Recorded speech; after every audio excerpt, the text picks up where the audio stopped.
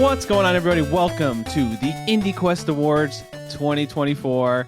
I am one of your hosts today, Josh, and I'm joined by one of my co-hosts, Steve. How are you doing today? Good. Happy to be here celebrating the... we don't have a good acronym for it. The IOTYs? Indie of the Year Awards? The ICOTYs? ICOTYs, IndieQuest of the Year? The IQs. There you go. Yeah. Good indie video games that came out, or indie games with good qualities that came out. But I'm doing wonderful, and, I'm just pumped. This is perhaps my favorite episode of the year, all year to record. Certainly the one that I kind of focus towards. Like my vision is always set towards the recording of the Game of the Year episode in terms of stuff I choose to play. So it feels nice. Well, we're not just joined by Steve. We're also joined by the captain himself, Captain Drachma. How are you, Seth? I'm doing wonderful. I also very much look forward to this episode. I've been excited for it all day. Honestly, it's just like... That's just today. Nothing. No, I mean, for several months, but it's like one of those things where you guys ever order something on like eBay or Amazon, and it's, maybe it's in Japan, and you're not going to get it for like a month, so you just think about it all the time.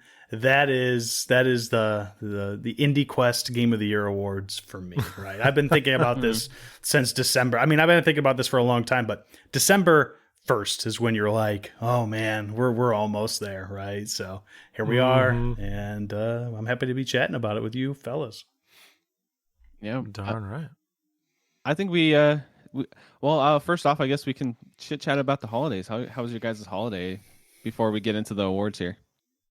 Chaotic, man. I'll Chaotic. tell you. Holidays with a 1-year-old that everybody thinks is really cute and wants to see means that you go to a lot of in-laws back to back to back. So I'm up to 3 different holiday celebrations at this point, and there's at least one more in my future. So it's been good. It's nice. When you get there, usually the in-laws and stuff, they entertain the kid. They have fun with them. They chase him around the house and play with the toys with them and stuff. So you get to kick your feet up a little bit, but that's your payment for the 3-hour car trip you just took a 1-year-old on. So you kind of feel like it's well deserved.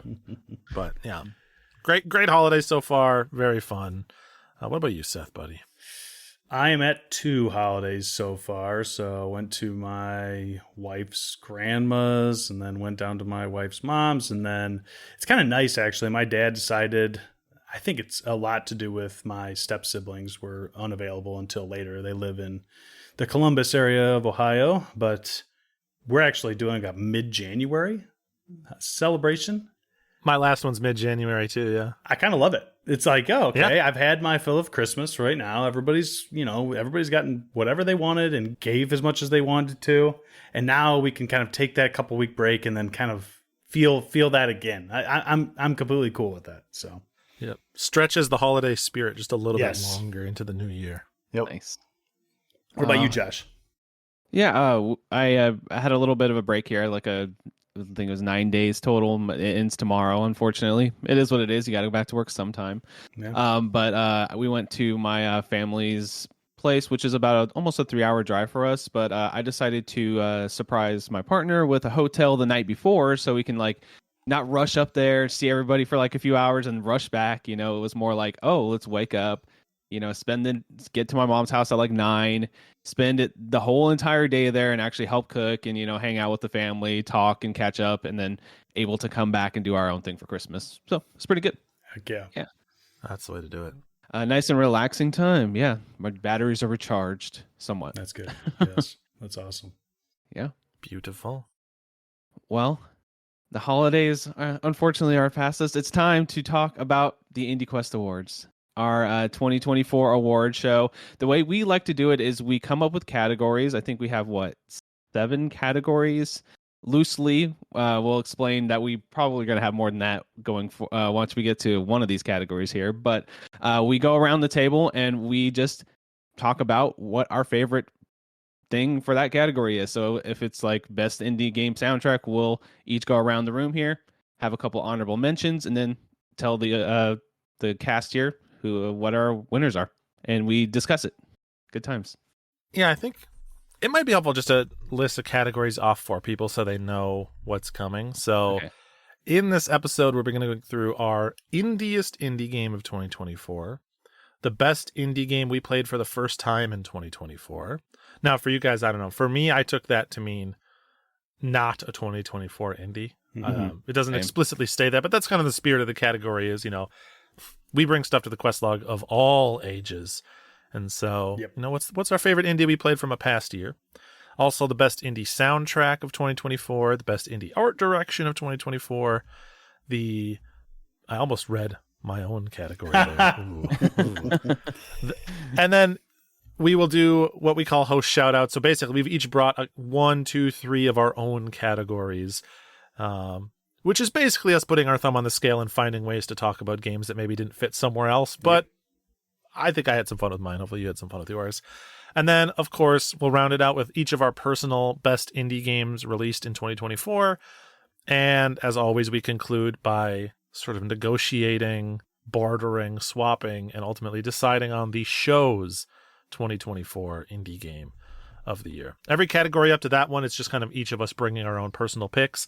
Maybe, some of them maybe we'll talk it out and have a little bit of consensus about what we kind of, as a threesome, agree is the best in a particular category. But that last one is where the gloves come off and we start trading blows. I do just want to shout out too that anybody that listened to all of that, which was extremely well said by Steve, but we've discussed in the past that it is not against the rules for each host to bring the same game twice, right? So everybody that's like, Steve just brought this game, that means there's no way it's his game of the year. That's not necessarily true, right? So don't be sitting here like, oh, well, that spoils it. I mean, I think that we do try to diversify a little bit, but if it's the best in a certain category and also the best game, it's going to be both. So, yeah, I would say in many cases that is true for at least one category. Like if you were the standout game in one particular aspect, that makes a compelling starting point for you to maybe be a standout game overall. Mm-hmm. So for sure. That's a beautiful thing. But should we just dig in? Should we just start off with our first game? Yeah, whoever wants to go first. Yeah, I think it'd be great if you went first, Josh. That sounds good. Okay, that sounds good. So the first award that we're doing tonight is the Indiest Indie Game of 2024, which this one is it's just our fun category because it's always a debate like, is this game indie enough? Is this an indie game? So this is a game that, in my opinion, or in our opinion, we'll go around the table here, it's the most indie game. I guess it's just open for interpretation, really. So yeah. I mean, you could take it to mean, is this the most obscure game, or is this does this embody some intangible set of qualities that arbitrarily define the word indie? Who knows? It's however the host wanted to interpret it. I also took this one. I only picked from games that I finished. Yeah. So me too. I assume you guys did too. Yeah, I think every game on my list, I at least touched a little bit. Some of them, I mean, it's not going to be like best game of the year, and I only played 30 minutes, but it might be like, I want to talk about this game I played for just a little while, but maybe I didn't finish it on a couple of them here. But for the most part, I finished everything. So, all right, for India's indie game, I want to shout out 3 games here at the top, and then I'll give my award out. The 3 I want to talk about is UFO 50, which I think that's a very solid pick for this category because it's like a bunch of indie game developers coming together and make this huge indie game. And also I want to shout out 1000X Resist because if you play the game, you can see the budget of the game, but besides the budget and how indie it feels, it's an amazing game. So that's why I want to shout that one out. And then Mini Shoot Adventures, which I just felt like an indie game. It's the indiest indie game. It has a really unique idea, pulls it off really well. But my winner for indiest indie game of 2024 is Balatro or Balatro, however you want to say it. Ooh, yeah, because the reason why is it's the indiest indie game I can think of. It's made by one guy, and it's one guy you've never seen his face. You just see the Jimbo plush all the time. Yeah. And then, he's won all these awards and he's got all these accolades. And it's just kind of one of those success stories that you see throughout the year. And it's just like, it started simmering, and then it boiled over, and then it exploded, and it was just like everybody was playing this game and talking about this game. So I think that this year, saying the word indie games or indiest indie games, you're going to be thinking Balatro, at least to me. Yeah, I think that that's a really good point, that it could, and for you, is the indiest indie game. I guess I hadn't thought of it because it caught fire, right? It's so popular, but at the same time, I think that Local Thunk very well would have been just as happy with Balatro having 200 reviews on Steam, and like cool. I think that's kind of almost what they were going for. They didn't think that this would happen, so Right. yeah, it's kind of perfect for that award.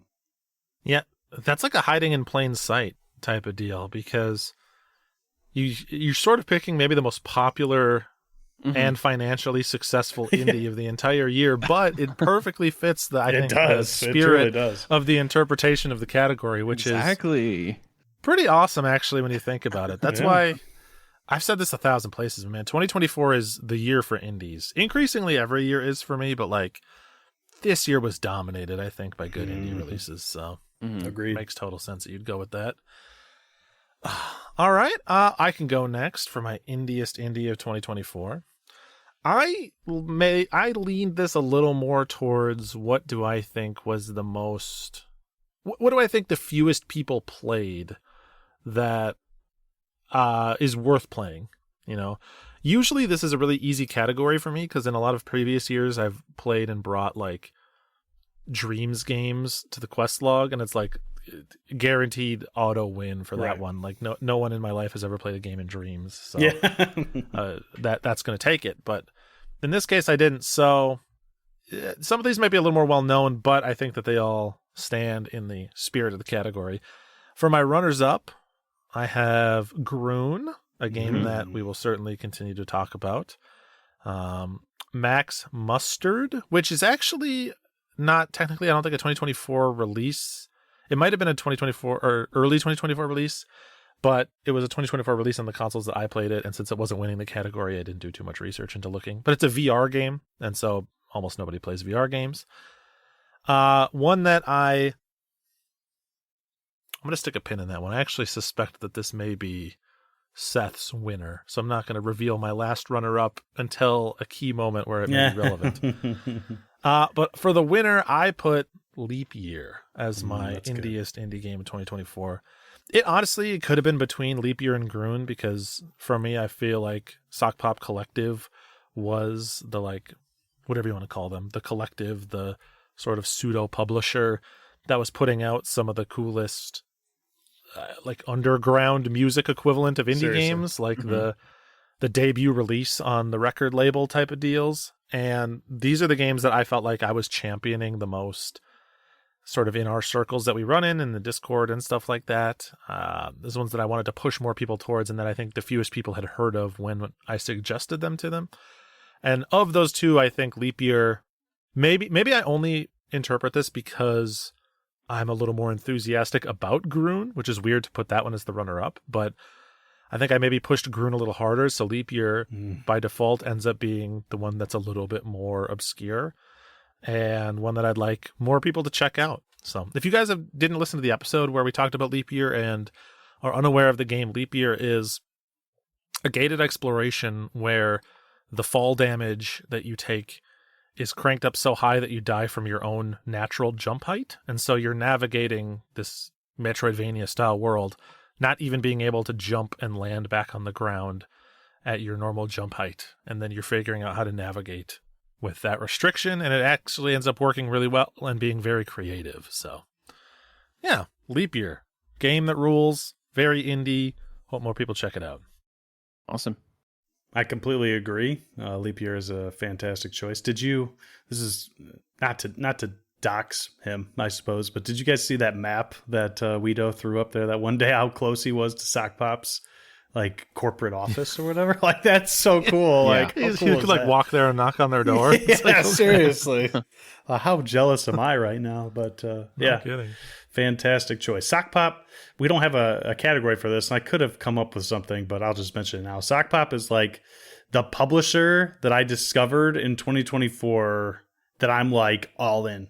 Like I had 100%. not. Yeah. It's just I will now. I'm already looking back. I've got a couple games in my library that were published by Sock Pop that I'm already getting ready to play for the coming year. So, but awesome. Very on board.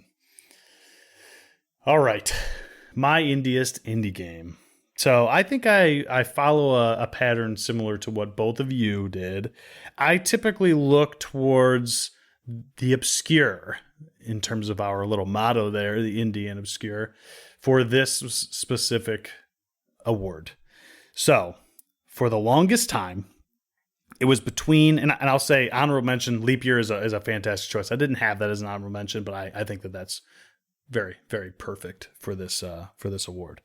But for the longest time, this award there was like a battle going on in my head between two games that I had played. Ball at Hell, aka Circle Hitter, depending on when you downloaded it, played it for the first time. I played it for a bargain quest that we did earlier in this year.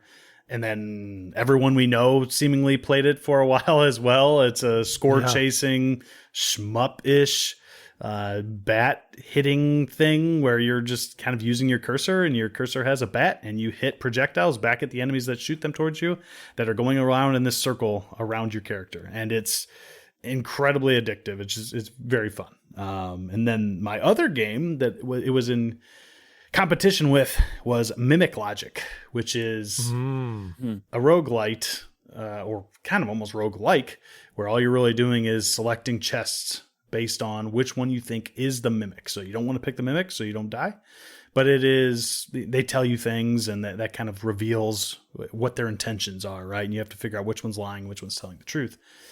And it is very like RPG Maker. Like, to me, that is so indie, right? When it just seems like somebody uses a program that's been around forever to make a game. So those two were just battling out all year, only to get one-upped by a game that I played very recently. And I think that this game specifically is indie in a different way than either of these two games. I feel like this game is almost indie the spirit of this game is so indie to me. And that is Sheepy, A Short Adventure. Oh, yeah. Really good pick. Yeah. The reason I say that, so Sheepy is just like a platformer that takes an hour to 2 hours. It's relatively basic, I think, compared to most platformers. The coolest thing about it, like if we're talking indiest things, the production value of this game is super high. Like, it's very good. It looks fantastic. So in that way, it is not extremely indie. Like, sometimes you could think of extremely indie as something like Mimic Logic. It's like very RPG Maker, right?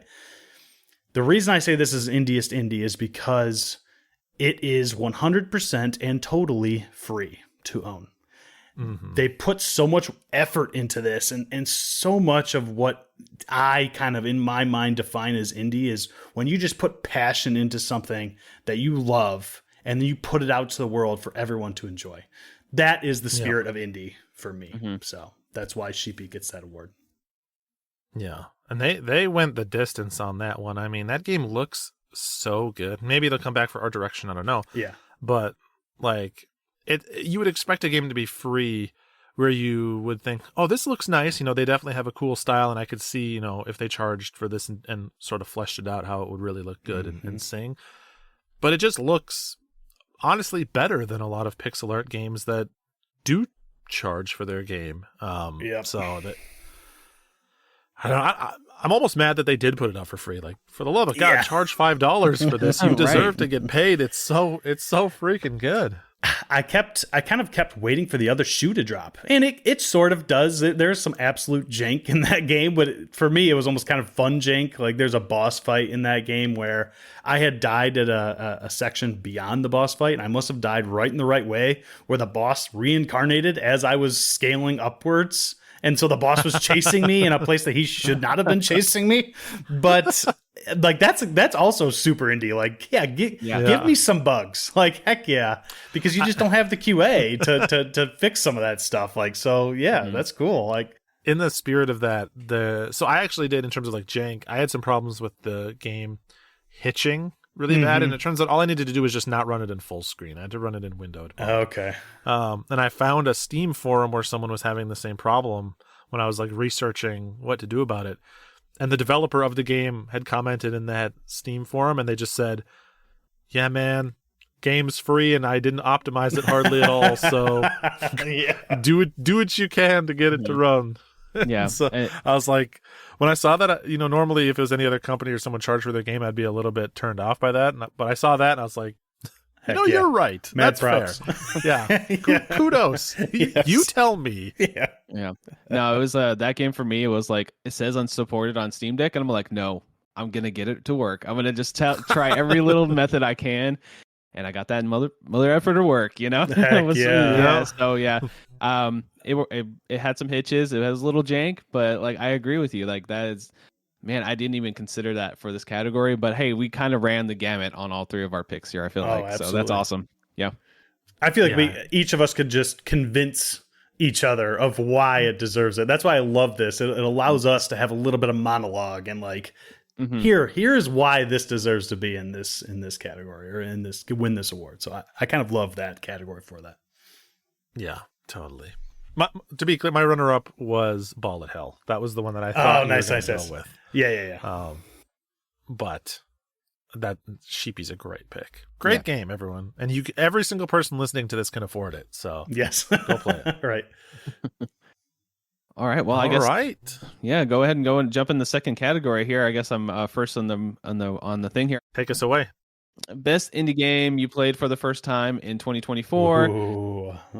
I played honestly, guys. I played a lot of good bangers from like previous years. This was hard for me to whittle this one down because I'm like kind of going through games that I know are good that I just kind of missed out on. Here's a couple of my runner-ups. Mark of the Ninja, which I brought to our bigger like these games should be on the quest log episode, and then Tinykin.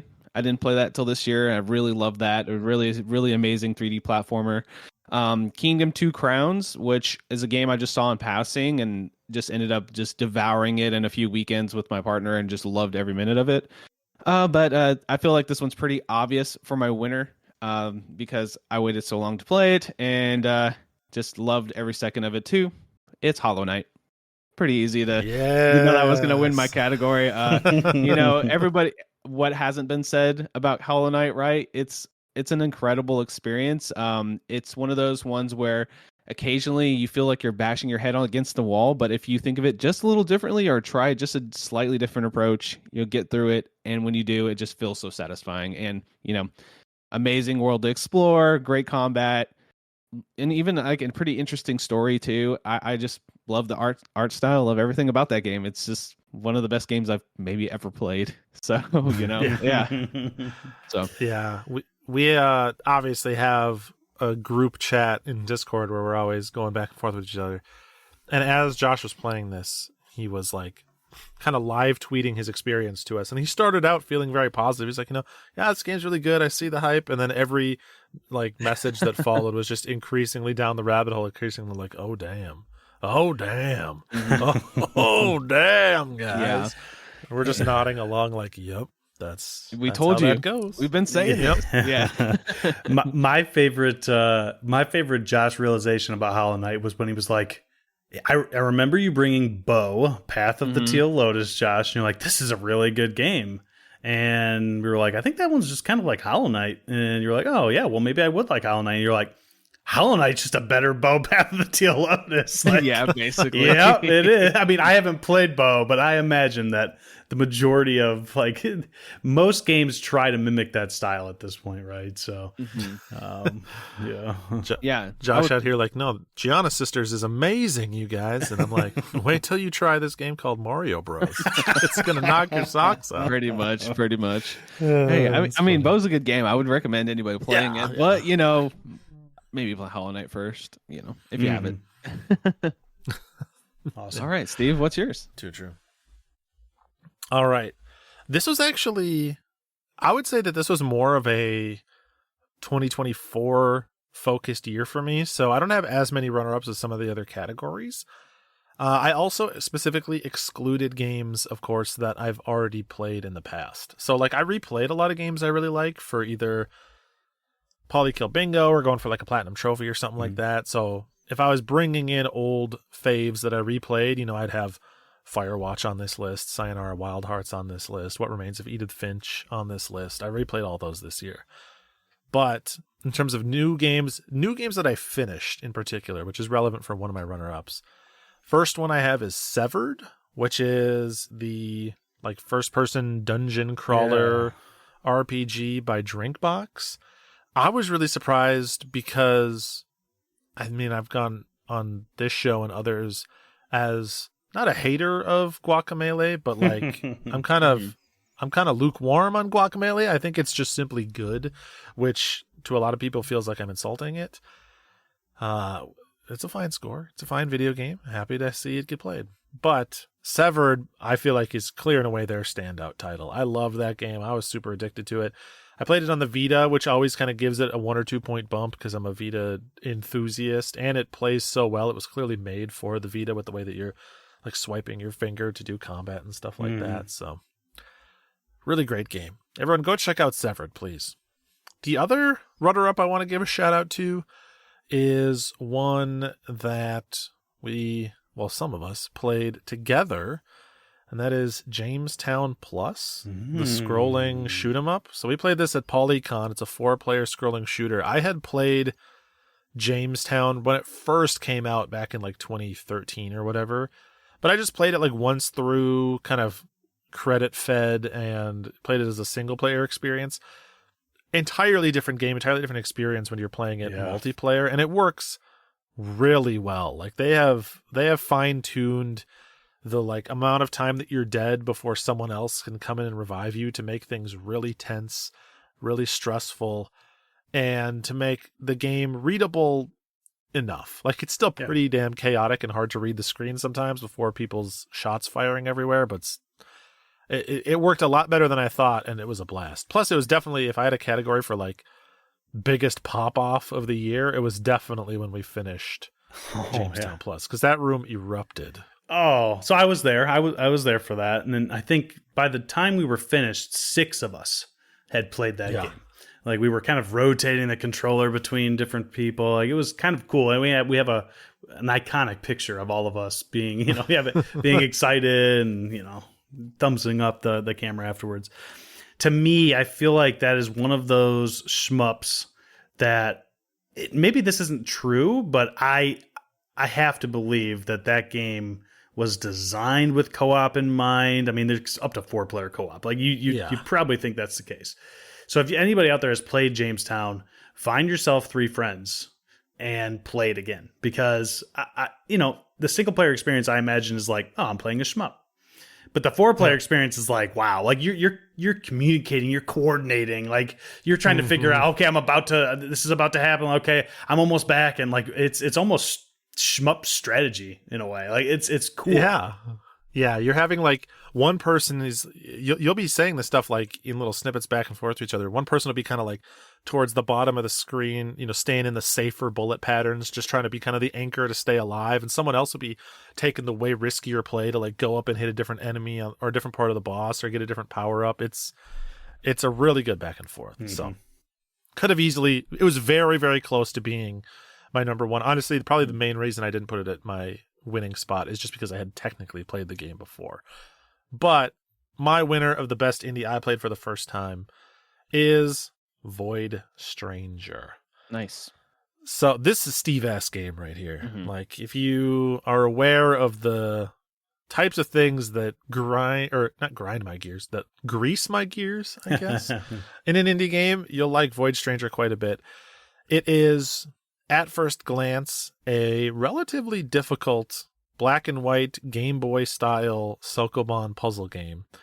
But there are layers upon layers upon layers of this game. You will play it, and even though it's a puzzle game, you'll be playing it for, I think I put 40 hours into the game, and I still was uncovering stuff that I had not seen before. I was still... like, I had pages of notes of stuff that I still needed to try but hadn't gotten around to. It's so cool. It's so unique. It's like nothing else I've ever played before. And it's one that I want more people to check out, because I think that it may be, to most people, I think that the game sort of looks like a known quantity. You see screenshots of it, and you sort of know immediately if you're the type of person that cares about that type of game.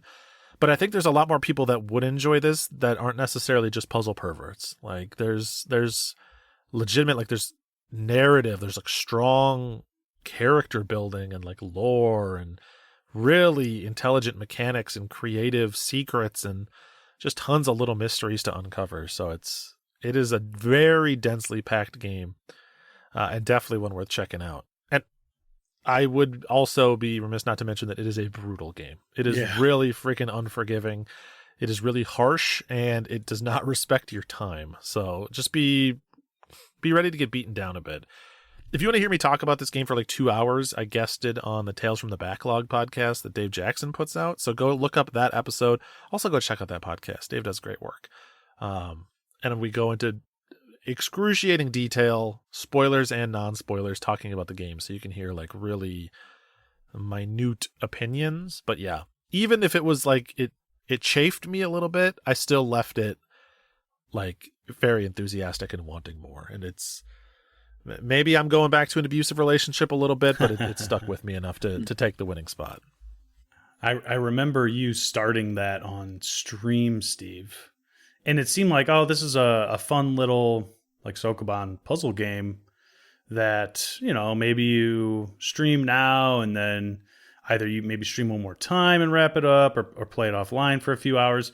To find out that game is 40 hours is absolutely incredibly insane to me. Like, that's just like, you were struggling in that first 3 hours here and there. Like it was, and it's like there was 37 more of those hours. Like, that is insane.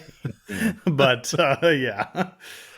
Yes, it's fun because it's one of those games where it's kind of like Grune in a weird way, where your last couple hours with that game are completely unrecognizable to your first couple hours. You know, you're playing through it and you're trying to struggle to understand the mechanics and like how to solve these puzzles. And by the end, you're doing things that you never even knew you had to do. And you're navigating that world with like such a very different tool set and such confidence that it's you would almost not even realize that it's the same game at some point.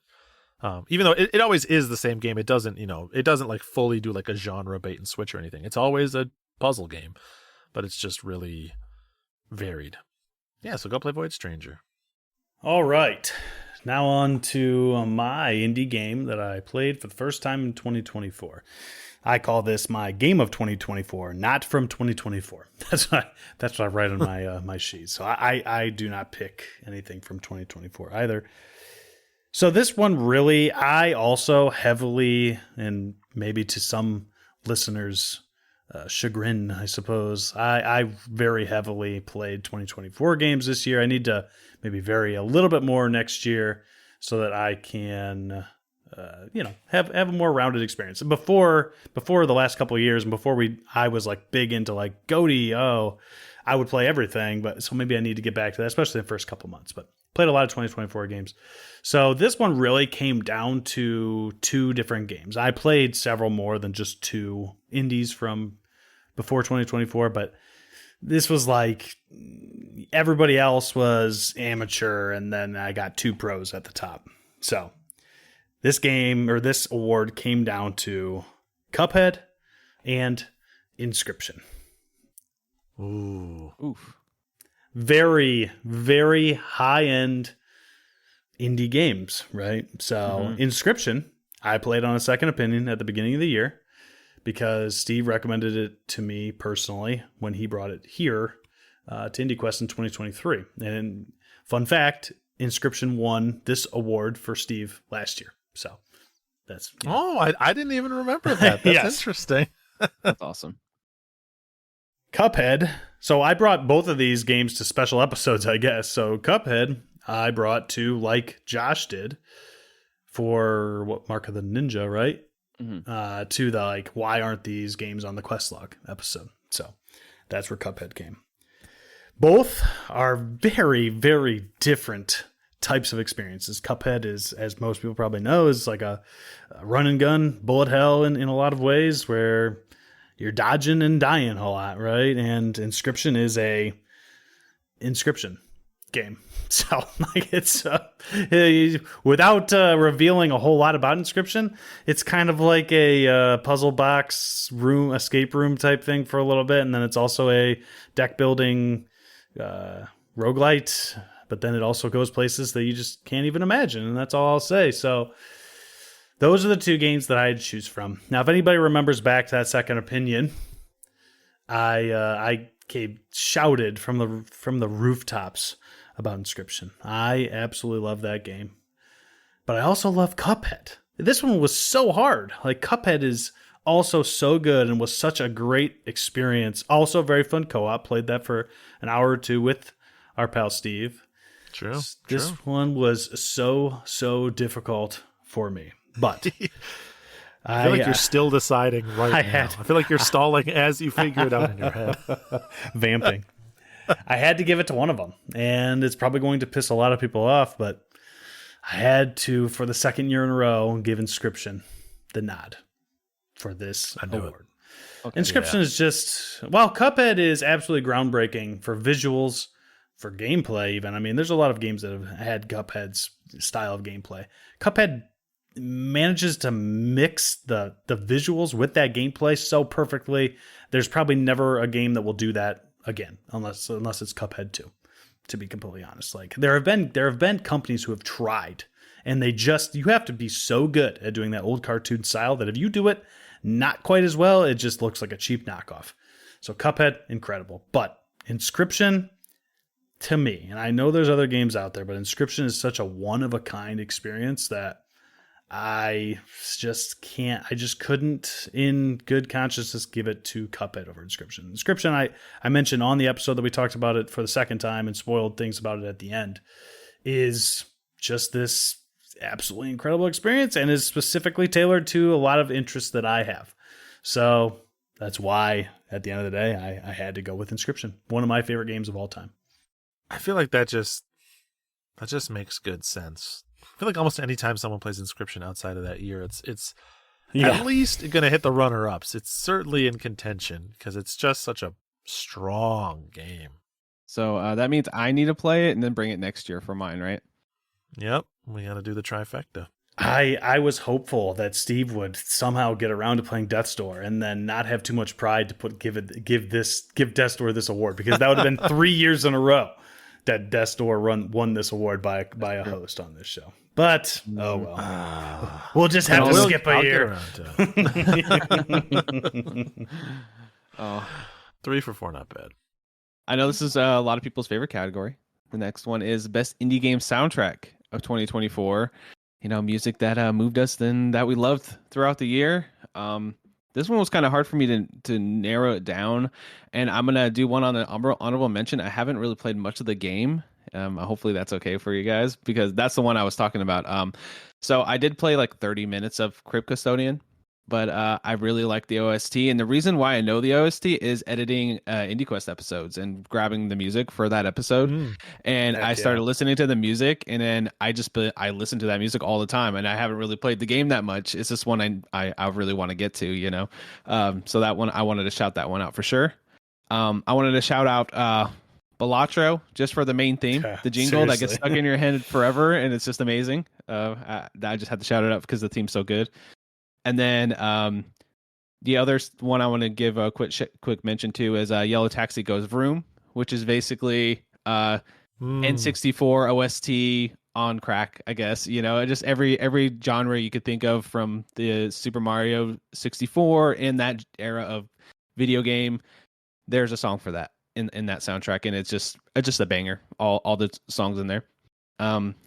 That one was actually pretty close for because I actually listened to that one quite a bit in the background doing stuff.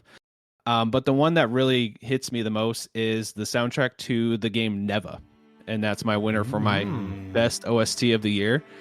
It's just a really good orchestration, and it's just really powerful music.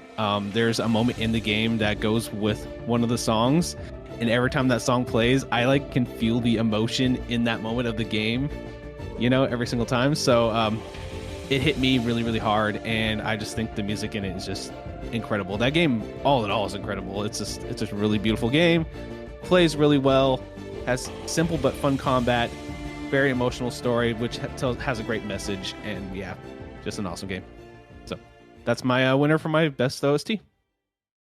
You talk about a sound or a song bringing emotion. That just reminds me of, and I've shouted about this game so much too, but Beacon Binds did a very similar thing for me 2 years ago, where it's like a specific song makes you think of a specific moment, and sometimes like that's always going to just be way above over the top of all the other options, because every time you hear that song, it's going to bring an emotional response because of.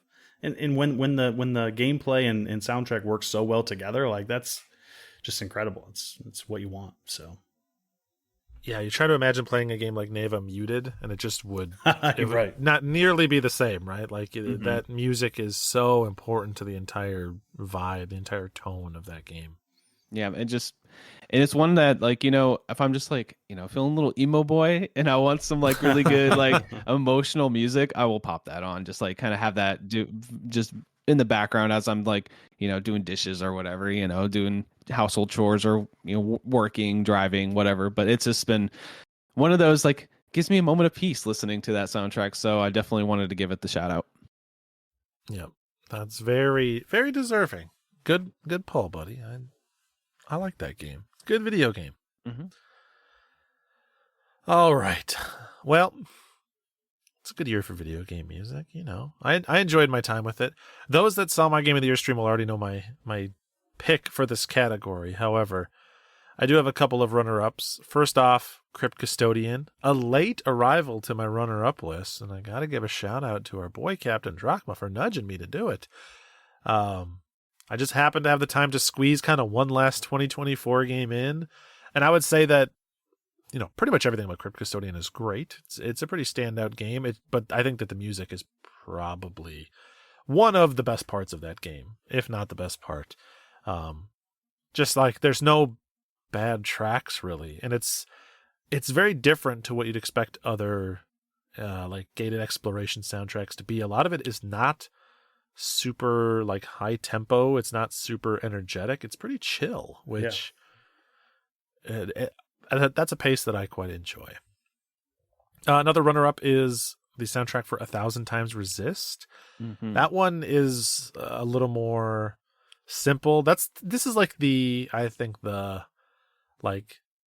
music majors soundtrack of the year. If you're someone that's tracking reoccurrences of a leitmotif and stuff like that, you're going to like 1,000 Times Resist. A lot of great, slow, emotional piano and just music that matches like the energy and the rhythm of a particular scene, which is really important in a game where you're pretty much just reading and watching the entire time. Like all they're trying to do is deliver you a story and, give you some emotional impact and some themes. And so having music that lines up with that makes total sense. But my pick for best soundtrack is going to be Ultros. So, a game that I very much loved, and in particular what I like about the soundtrack is that Ultros is a game that takes place on this sort of like space station sort of biome in a way. And the soundtrack, to me, feels the exact midsection of like organic and biological, but also a little bit like uneasy and mechanical. It's a little bit of like technology versus nature going on in the soundtrack, which is exactly what the game is talking all about. And for a game that when you look at screenshots is like blinding, like it is so visually intense, the soundtrack is not meeting that energy. It's swinging in an entirely different direction, but somehow matching kind of the overall energy of the entire game. So if you like slower, kind of like synthier, more meandering kind of soundtracks that sometimes sometimes have very great strong melodies, but sometimes they're kind of like weaving in and out of almost just like noiseescapes. Like sometimes it even goes like a little bit Animal Welly, where you're like, is this even music or is this just like background noise? But then it comes back again, and it's just Rat Vader did so good. Ultros soundtrack of the year for sure for me. Definitely my most played soundtrack while I'm working and stuff like that. So hope more people check it out. Heck yeah. I have dabbled with that soundtrack a bit, but I often try not to listen to soundtracks before I play the game because I feel like that meeting of gameplay and music for the first time is really important to me personally as a gamer. So I want to play Ultros eventually is basically what I'm saying. So I'm trying to if it sounds good, that's great.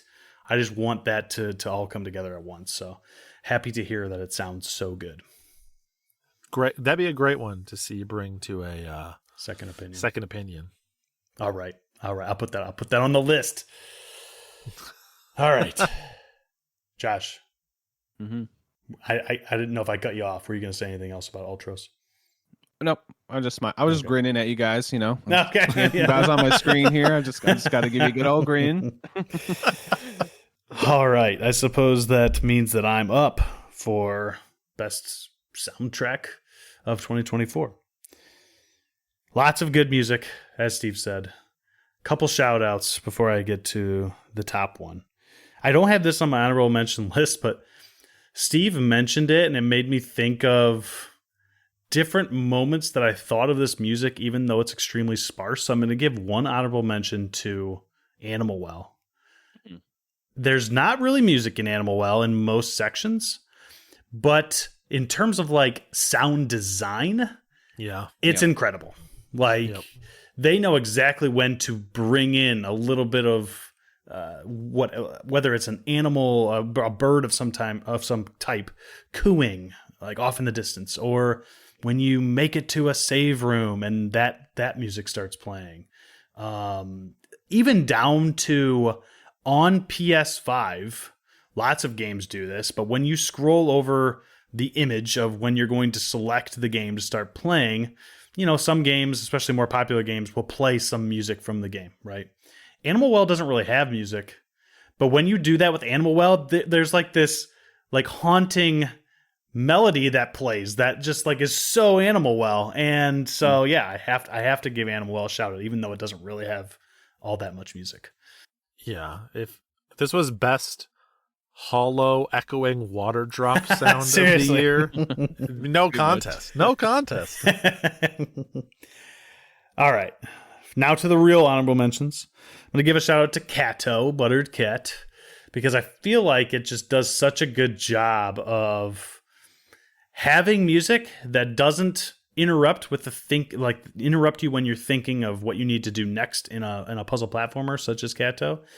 But I always went to bed with that music in my head because I would just stare at these screens. So that is, to me, an indicator that a soundtrack is good. Another honorable mention, Victory Heat Rally.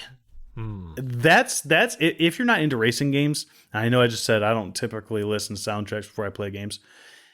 If you're not into racing games and you want a banging, run through a wall soundtrack, Victory Heat Rally is incredible. And a lot of racing games do that, I suppose, but just makes makes your blood pump and gets the adrenaline going, but it just does that so well.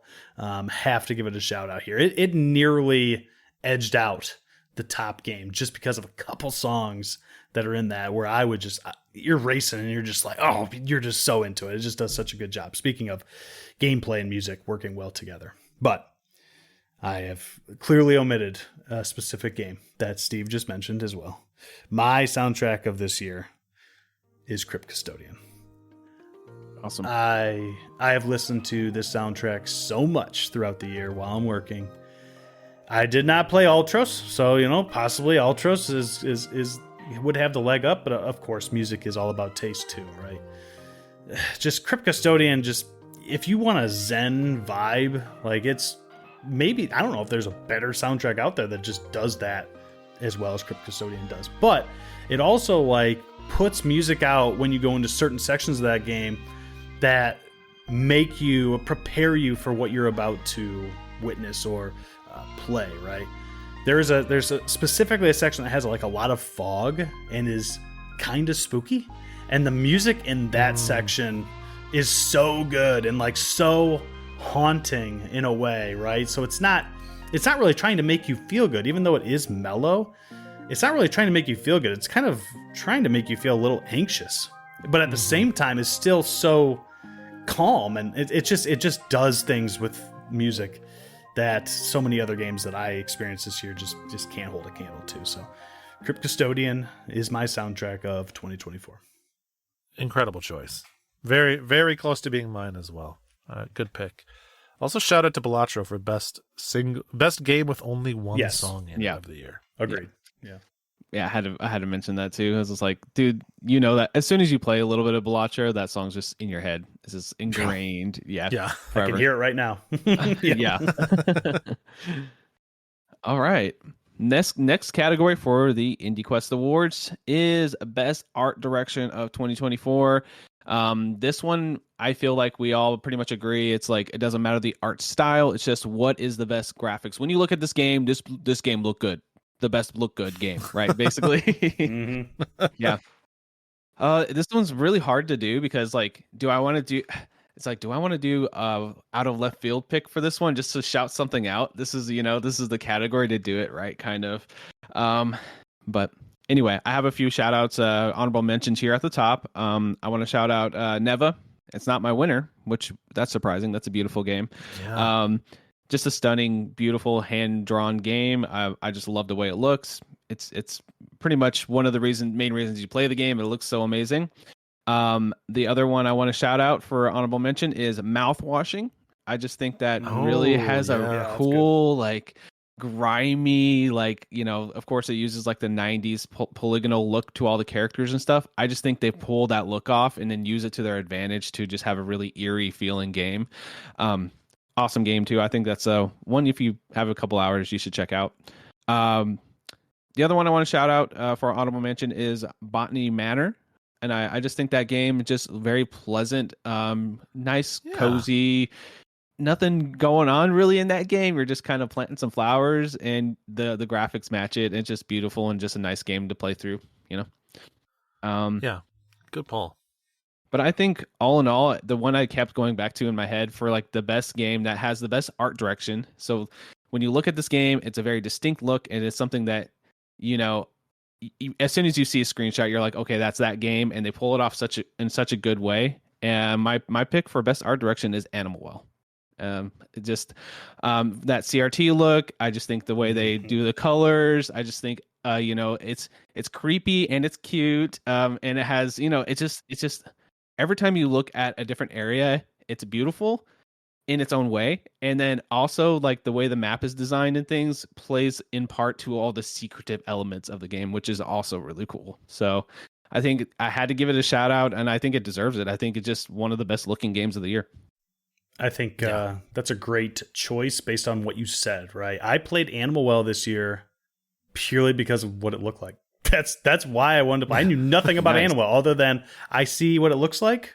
That's all I need to know. So that's fantastic choice for this award. Yeah, I put one foot in the pool of Animal Well after Seth nudged me towards it, and then you look at screenshots and I'm like, all right, well now the other foot's in the pool. Yeah, at that point you just start swimming. So, really good pick. I'll start off then with my honorable mentions. My first of which is Animal Well. Not everything you mentioned, and then on top of that, there's such great attention to detail. Like, I love the like little animations of like the grass moving as you're walking through it, even down to like the little fun Easter eggy stuff. Like if you put the game on PC into a windowed mode and you shake the window back and forth, the vines on the ceiling swing to match. That's so cool. How you're moving the window, like absolutely irrelevant for the game, but just evidence of how much care was put into making that art feel good.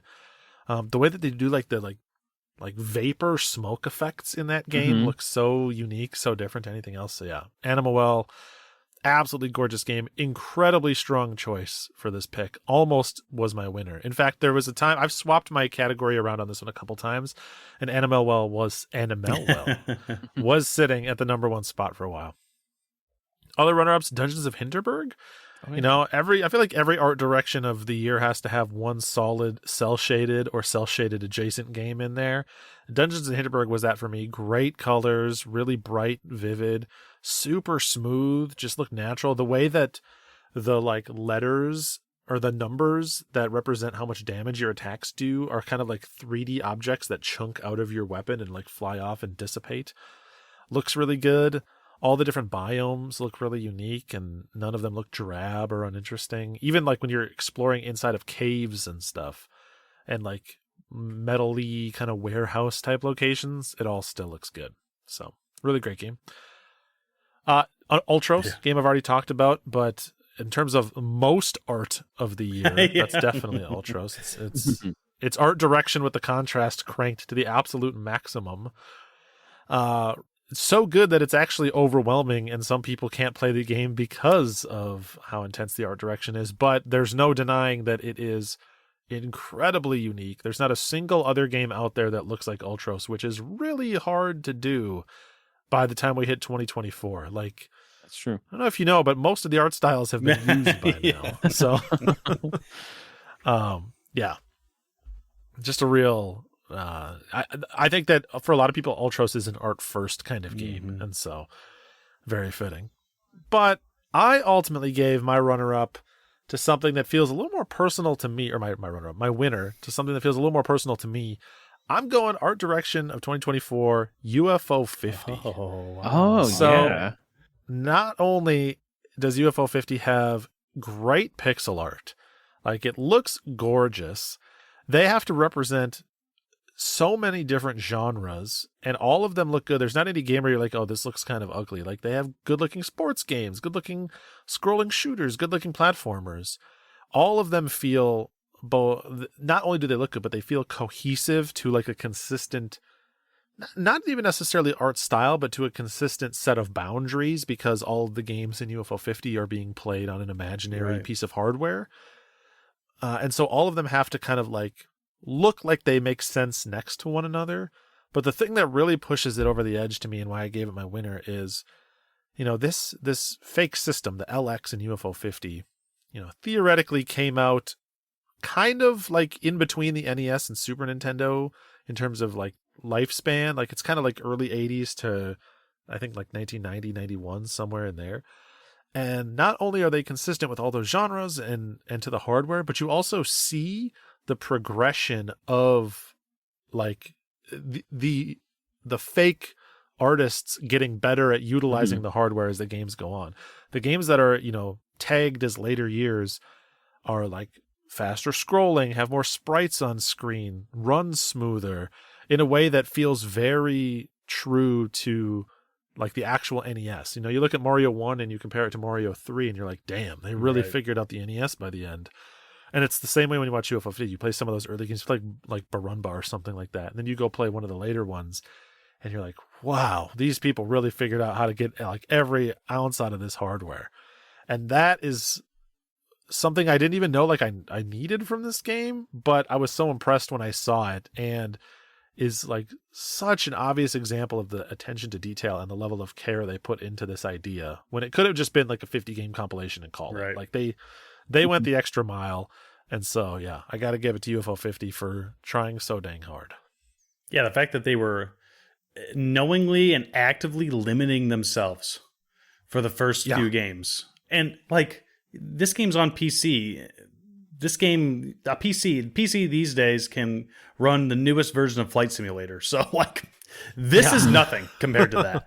But these people had in their mind exactly where they wanted to go and formulated this idea onto this like fake system. Like, it's just such a, like, what a good poll. I mean, by sheer volume, you have the most graphics of any game that we could talk about. I mean, True. you talk about Ultros as being like, oh, there's a lot there, and it's true, but at least it's all cohesive, right? Like, it's all, it goes in order and makes sense. But UFO 50 is like from game 1 to game 50 is completely different in certain cases, right? So very cool. Yeah, I think Mr. Mo says it the best, that UFO 50 is the gift to indie game fans, because it's just 50 awesome indie games like that you can play. Yes. And the fact that they took the time to, like you said, basically reverse engineer like whatever this fake console was going to be from the beginning to its inception all the way to like the later years. It's just kind of like it's something that I would have never even imagined. I don't even understand how they were able to make this a game in the first place, but also have that level of detail is just beyond me in so many ways. It's so cool. Absolutely should not work as well as it does, but it does. Awesome. I believe that leads it right into what my choice will be for Best Art Direction of 2024. I've got just a smattering of different, like there's so many good looking games this year, and I feel like you just can't touch on all of them. So I'm just going to quickly touch on a few, right? An honorable mention from myself that was also on both of your lists is Animal Well. As I mentioned, incredible looking game. And I played this game purely because of the way it looks. So makes sense that it would be at least an honorable mention on my list. We mentioned this game earlier as well. Sheepy, A Short Adventure. Incredible looking game. Also free. Like it has no business being this good looking.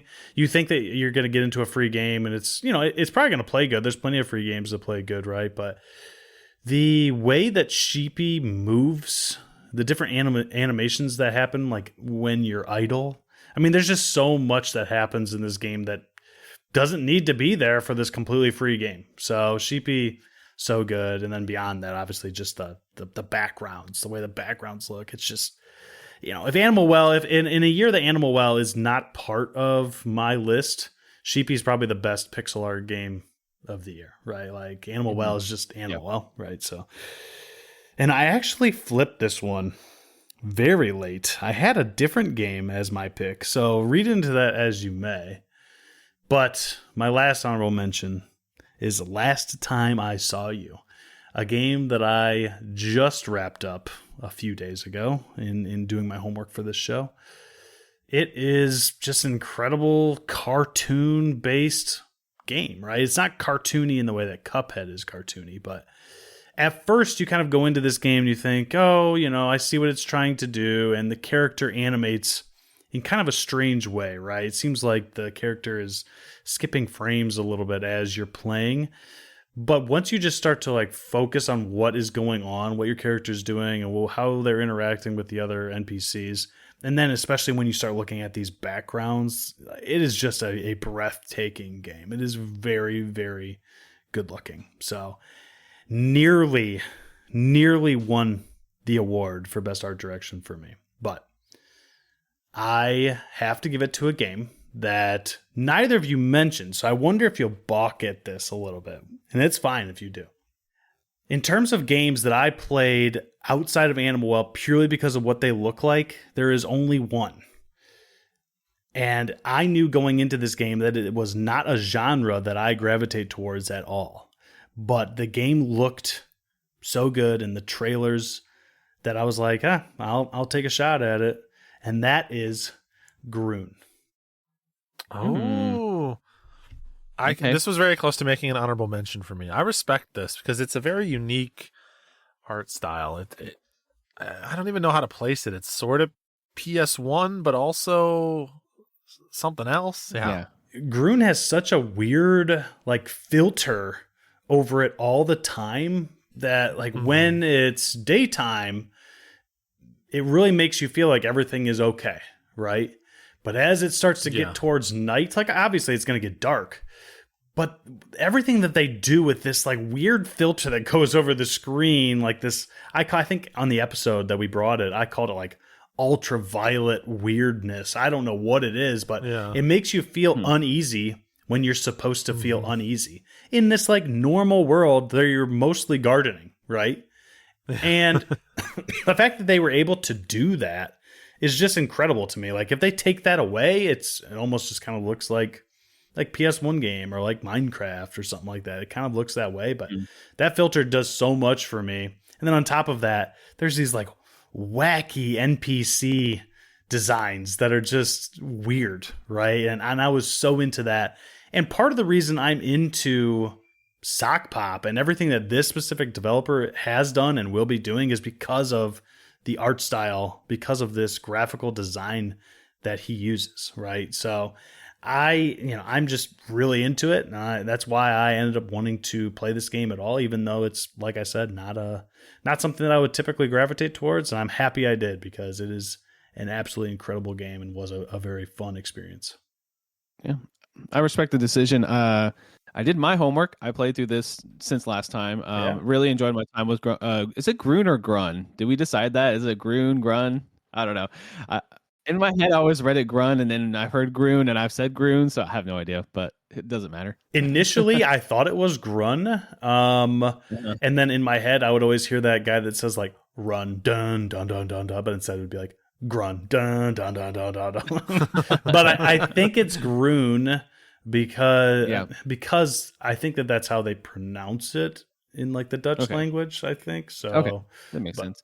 Yeah, we'll email me sure. maybe specifically, be like, Josh, you're wrong. Yeah. But anyway, I thought the game had a really cool. I could see where you're coming from, and I respect the pick because the art style, I will say, is unique. There's no game that looks like that game, so I would say that's a very good thing to have on your list or your number one. Is that art direction is so good that nothing else quite looks like Run. Right. For sure. That's awesome. Cool. All right, so the next one is our host categories. I'm pulling mine up here. Host shout outs. So last year we did one category, but this year we're like, whatever, we could do however many we want. So I have a couple categories. So do we want to each say one of our categories, and then we kind of all try to like come up with a quick answer to it like we did last time? Okay, cool. Yeah. All right, the first one I have is called I'm Not Crying, You're Crying, aka Best Narrative. So I feel like we don't really have this category in the game. So I'll explain my picks here, and maybe you guys can think of an answer or two for this one. But my honorable mentions here, Neva again for the story. I don't want to talk too much about it, but pretty much about raising something, taking care of something, and then it becomes grown up enough to take care of you type of vibe there, and it has this environmental message to it too, which is really cool. Mouthwashing was my other honorable mention for this one. Story just kind of was really eerie, kind of creepy and surprising. I thought it was very well done for what it is, and basically almost the main reason I made this category was to shout out this game 1000X Resist, because this game has maybe the best narrative I've ever played in a game. Like I know that's really high hyperbole maybe, but it's up there. Like if I was going to be like, if you want to play a game just for a really fascinating story, this is up there. Very this game has a little bit of everything. Like it's a little sad, little angry. It has a little bit of questioning your humanity in it, things like that.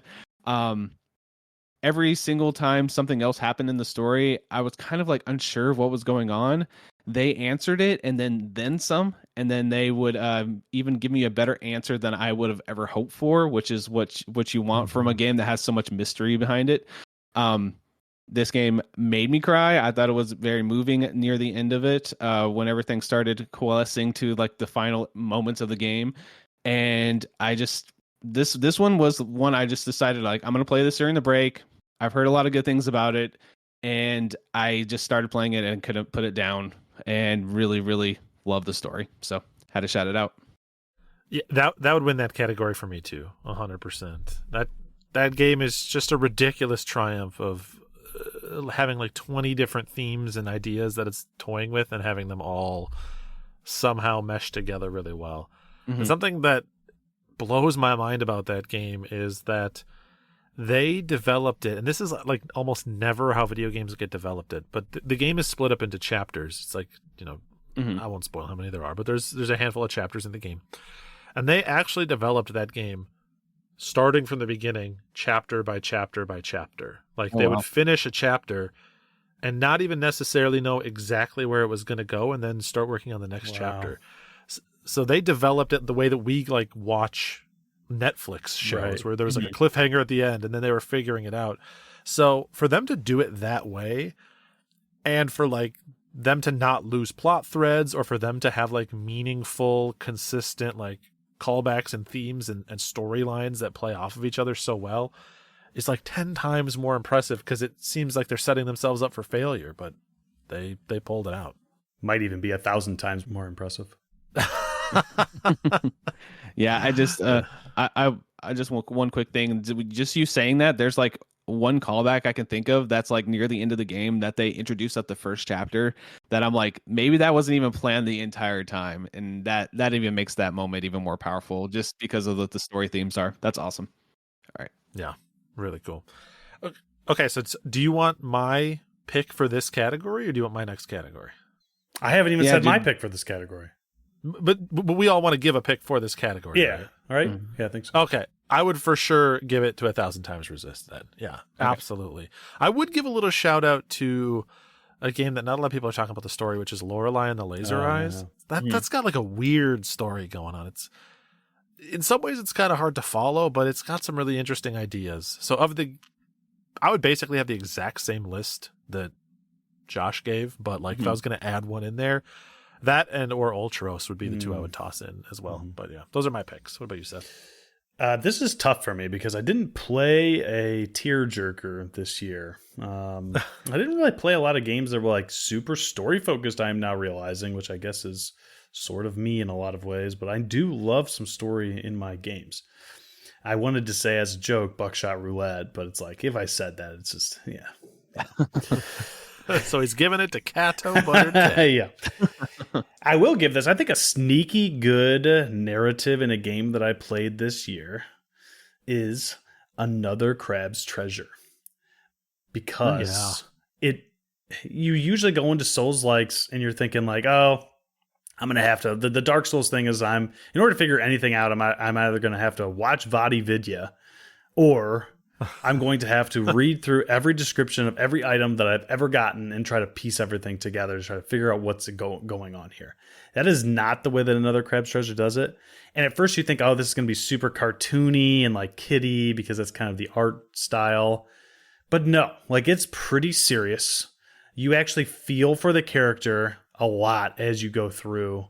And I mean, it deals a lot with like pollution, but there's like layers on that as well. Like a lot of games have done like pollution, and like pollution is bad. Movies, of course, have done that too. But you really care about your character a lot more than you initially thought at the beginning. Like at the beginning, he's just kind of like, I want to be left alone. But then as he goes through, you kind of understand why he wants to be left alone. And then also you feel with him, because I think a lot of gamers are inherently kind of loners, right?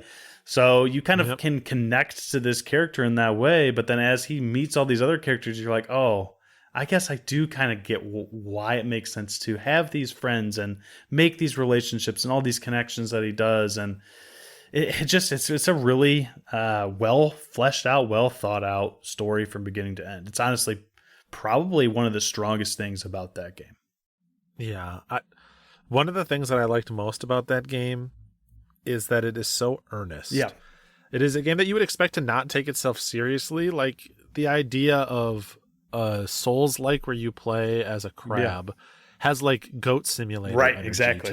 to the description. But it is like full-throated speaking from the heart and like genuinely trying to like get its message across and be very like relatable. Yes. So it really endeared me to the main character. I think his name's Krill. Yep. It endeared me to him and to the game in general a lot more. Awesome. So do you want me to do my other categories, or should we go around? How do you guys want to do it? Because I have let's go around. Yeah, let's go around. Okay. Let's go around. I'll do my first one here. Yeah, sounds good.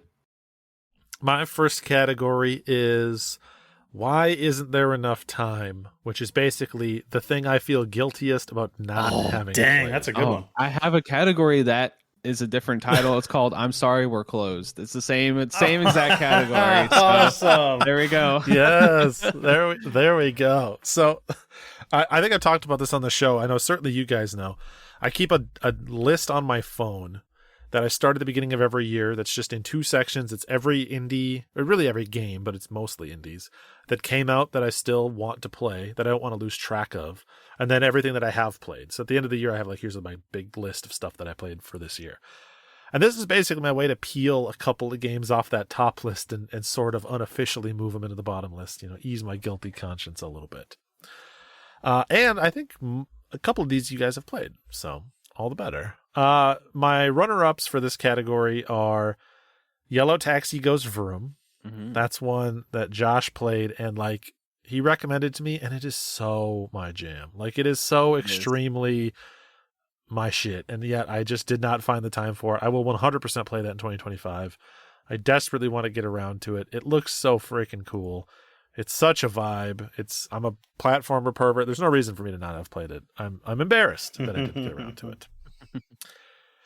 Isles of Sea and Sky. This is another kind of Game Boy. This is more Game Boy Color styled puzzle platformer, but it's supposedly kind of a non-linear, like tile-based platformer. I guess not puzzle platformer, but like puzzle game, like Sokoban style puzzle game. Yeah.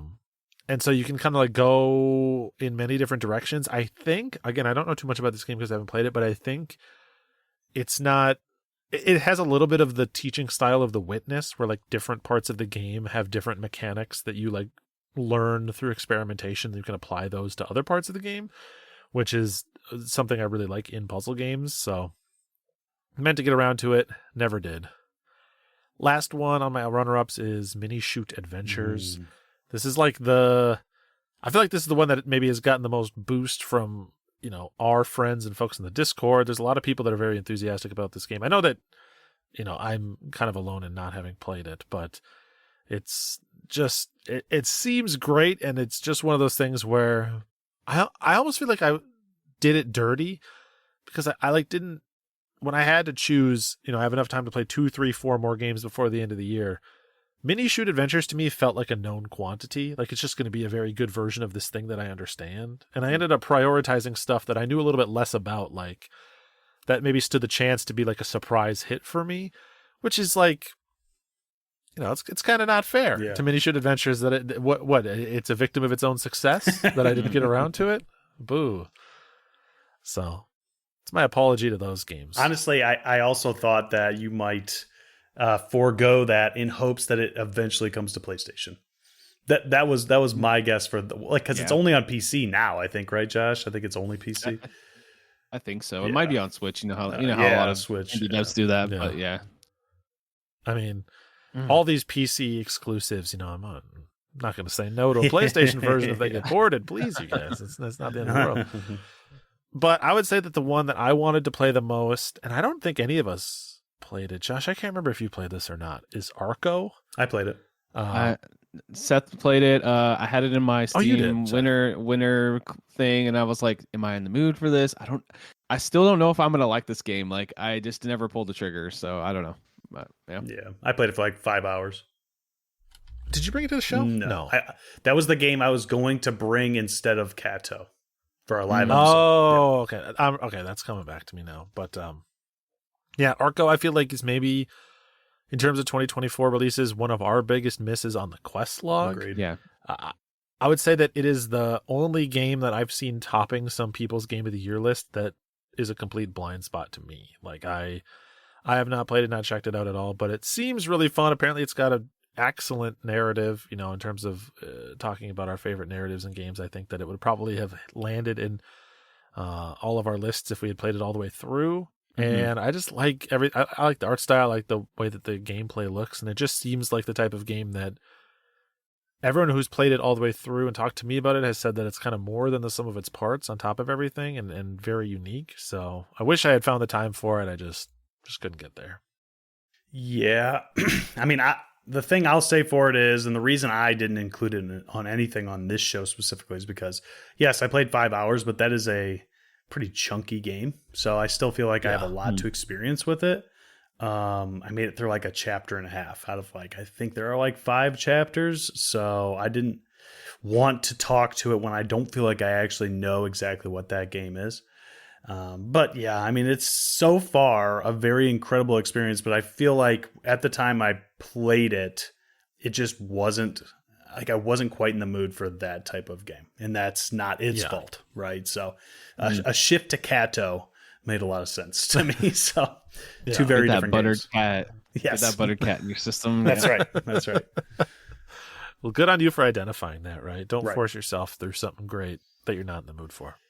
Speaking of games that I wish I had gotten to but didn't, and then also speaking of not being in the mood for a specific game, and I think that for me, this game is like, I need to be in the perfect mood because I feel like this is like a pretty perfect game for me, and one that is also a huge omission for probably everybody. I know that I think you dabbled with it, Josh, but that game is Nine Souls.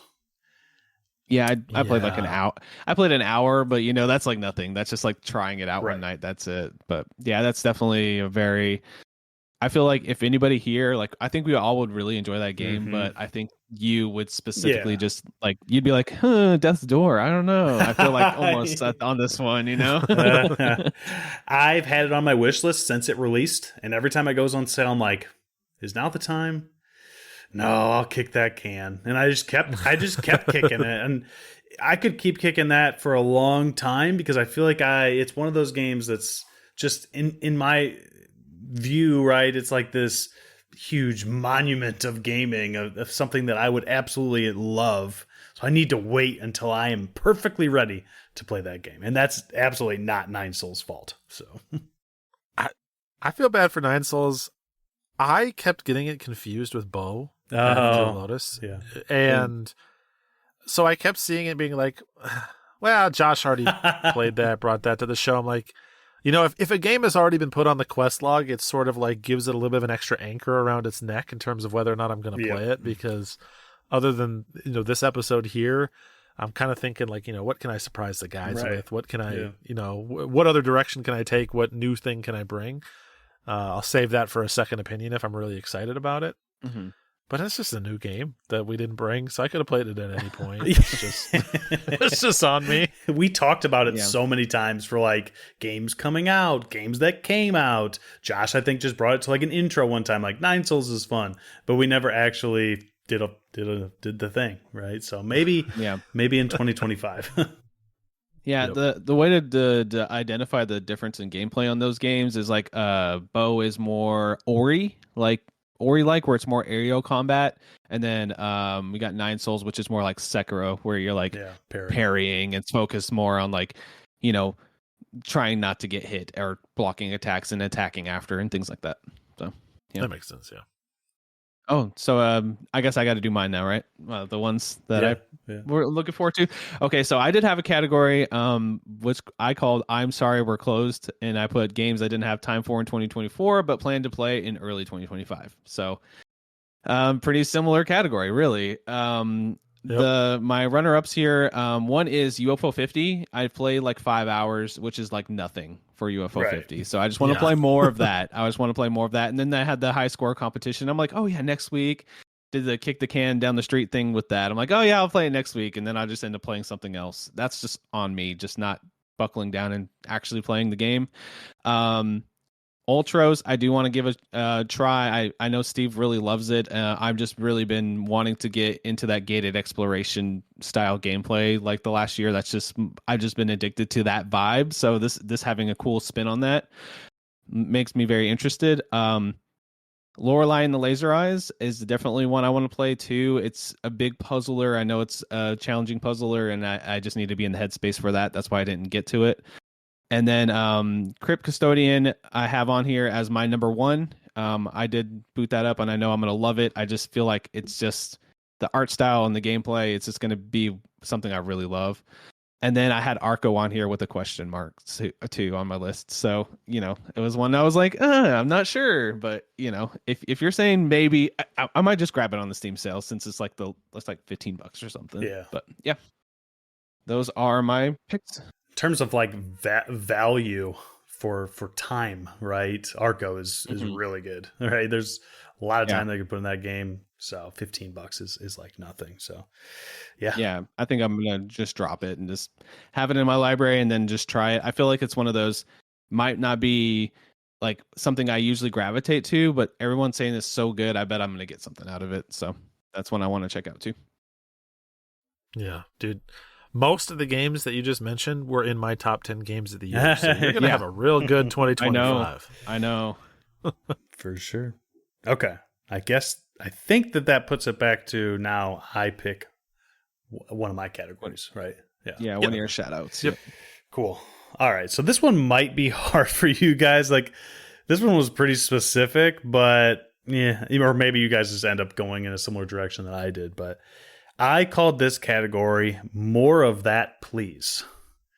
I want more of that, please. So this is a category that is from, like, we got a game from a known developer where I want more of that, please, right? And it's pretty easy. From the games I played this year, this one gets, I don't even have runners up. I just wanted to shout this game out on this episode because I feel like none of us ever brought it, but it deserves a shout out on IndieQuest, and that is Celeste 64 Fragments of the Mountain.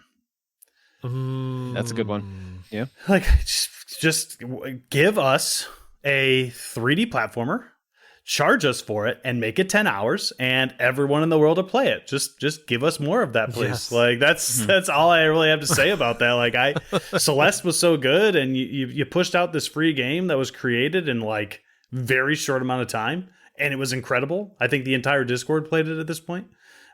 One of the Discord members even made their own game from this game. So just an incredible, fun time.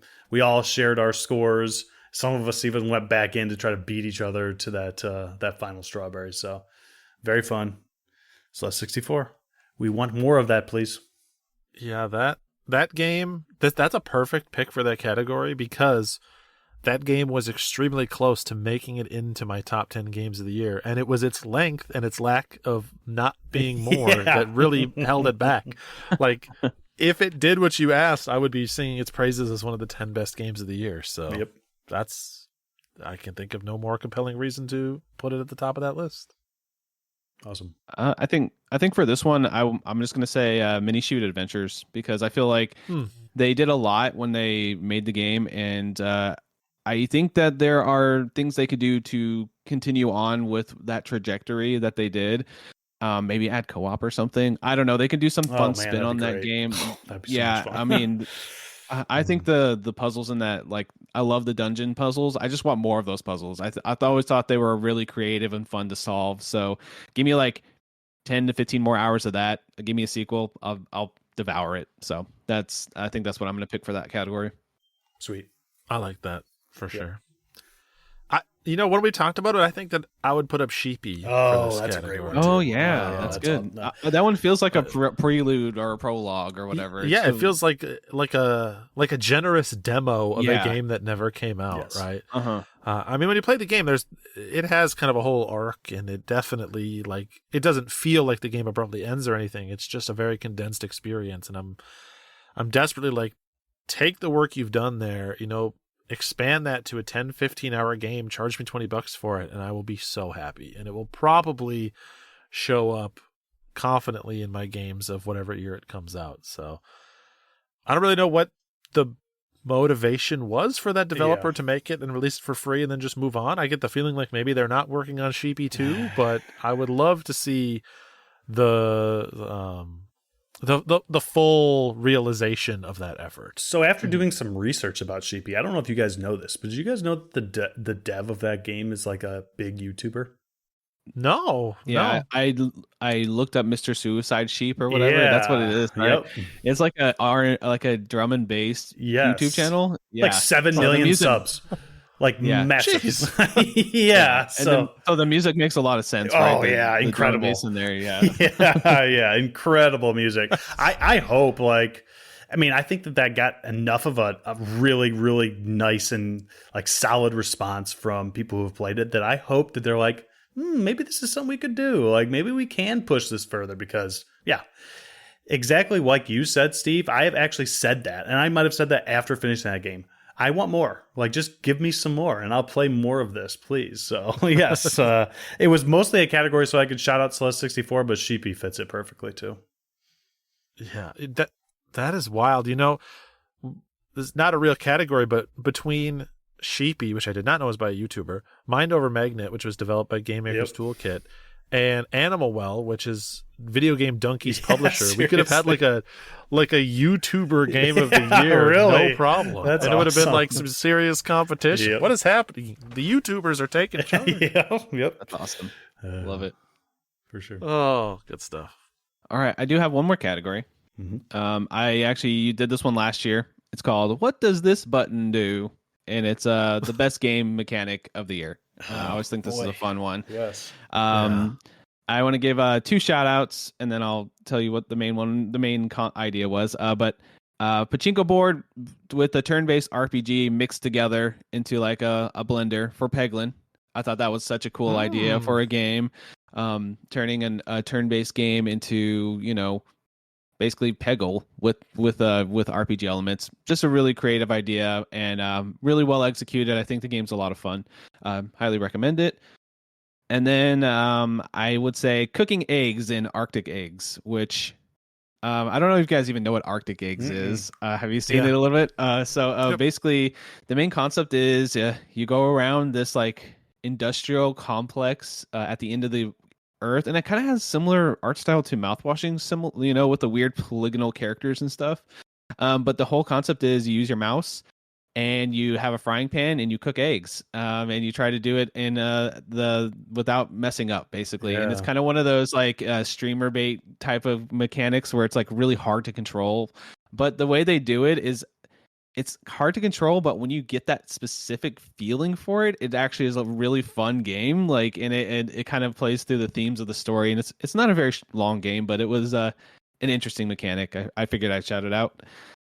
And then I gave best game mechanic to the buttered toast and cat paradox from Cato. I just really think it's a really well done mechanic. I think it's just a really fun concept, and I'd say I'm like a little over halfway done with the game. I didn't quite beat it. I'm actually decided to just do a few levels at a time and just kind of like savor this one. That's the way to it's play just it. just a really fun puzzle game, and I wanted to give that mechanic a shout out. It's just really good. Yeah, I mean, especially. I guess I'll go next, right? So Kato would probably be my choice for this as well, right? Best game mechanic. The fact that they, like, it's almost like you become a superhero when they're joined, right? But they limit you so heavily in so many sections that you have to figure out how to work with them separate. But then when you can join them, it's like, okay, now I can move past this, and then it limits you again. And that, I think, is where it's so perfect. Like, it forces you to use them in different ways that upon first looking at the screen, it's like, oh, this is simple. I can just do that and then get up there. And then you try that thing, and it's like, no, we thought of that. You think we're stupid? We're not going to let you just do the thing that makes the most sense. So, yeah, very, very good choice. I will give a shout out, though. The other game that I think has a fantastic mechanic is Leap Year. That would be that. I'll say now that is my pick for number one. Yeah. That was one I thought about throwing on the honorable mentions, but I figured if I brought this up when you guys would bring it up, so there we go, perfect. So you can't even talk about it really in depth. You just have to say, "Trust me, it's the jumping in Leap Year," because that entire game is built around one mechanic, which is a punishment, and yet as you play through the game, complete game changer. Like the idea that all you need to care about is jumping and you'll never predict like exactly how or why it's going to work the way it works. So cool. That's like the trust me mechanic of the year. For sure. And it follows similar things that other games that we've chatted about here do, where it's like, there's some of these things you actually could have done earlier than you thought you could, right? Like it's you know, once you've played through that game and then you kind of go out and see everything from a mile above, it's like, wow, I could have done so many more things had I known anything when I first started, right? So it's very cool. Yeah, great pick. The other game I would give a shout out to would be Ultros, the plant growing mechanic in Ultros. So there's just so much variety and flexibility to that, because you'll harvest all sorts of different seeds that grow different plants that all have different like properties that will help you navigate and explore the world in different ways. And then not only can you grow them at various places, but you can also like genetically cut up and splice them to like, you know, build platforms or ramps or sort of like trampolines to let you navigate to different parts of the levels. That sometimes feels unintended, but, you know, like any good gated exploration, they sort of expect you to sequence break as you play it. So they're always one step ahead of you, even though you feel so smart.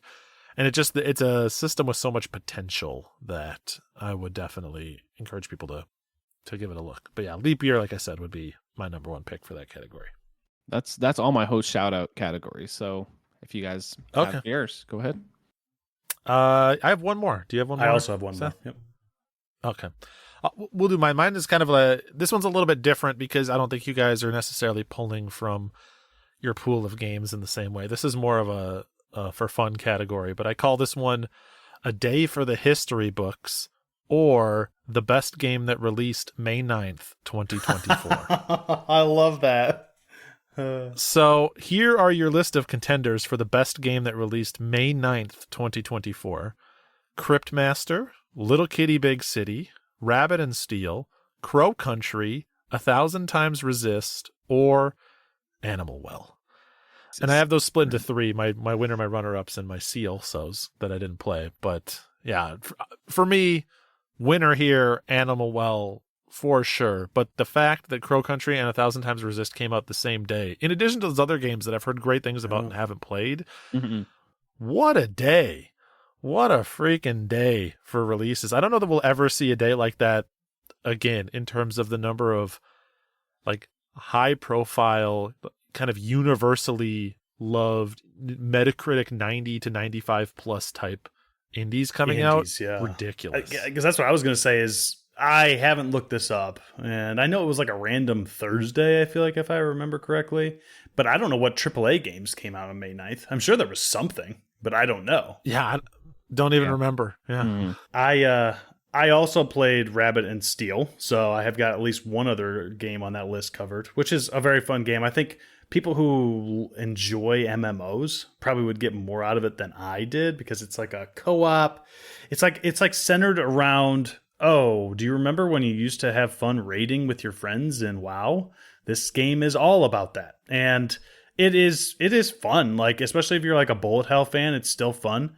But some of that like raid mechanic wasn't my favorite, so I don't know. I had never brought it here. When we played it, I played it with my Tuesday night group. When we played it, we did beat it on easy, but it is really hard on normal. We got semi close a couple times, and then we finally were like, okay, we're probably not making it there, and we dropped it. But still, good game. But yeah, my choice for that would pretty easily be Animal Well as well. So yeah. It's I love Animal Well. It's really high up there, but it'd be hard between 1000X and Animal Well for me. Yeah, but I still think Animal Well would beat it out. It's just such a good package. But I just love the story in that game. Thousand Times Resist. It just I think I have some recency bias so on that one, because it's only been like a couple weeks since I played through 1000X. So I'm like, yeah, Let's try to chill a little bit. You really liked it, but Animal Well was really good too. So yeah, that would be my pick on that one. I mean, I don't think you got to run from those feelings. I know a lot of people that I respect a great deal that have 1,000 Times Resist as number one on their Game of the Year list. I mean, it's hard to argue with having the same Game of the Year as Lena Rain. Okay. I mean, We'll talk about it. We'll talk about it. I mean, we're about to get there. We're almost there. All right. I think. Thanks for entertaining me. That one's a fun one. I think that this is the very last of the host categories, and I think this one will probably go pretty quickly, because I imagine we'll all probably have. We might not all have the same game, but we'll probably be pretty closely aligned.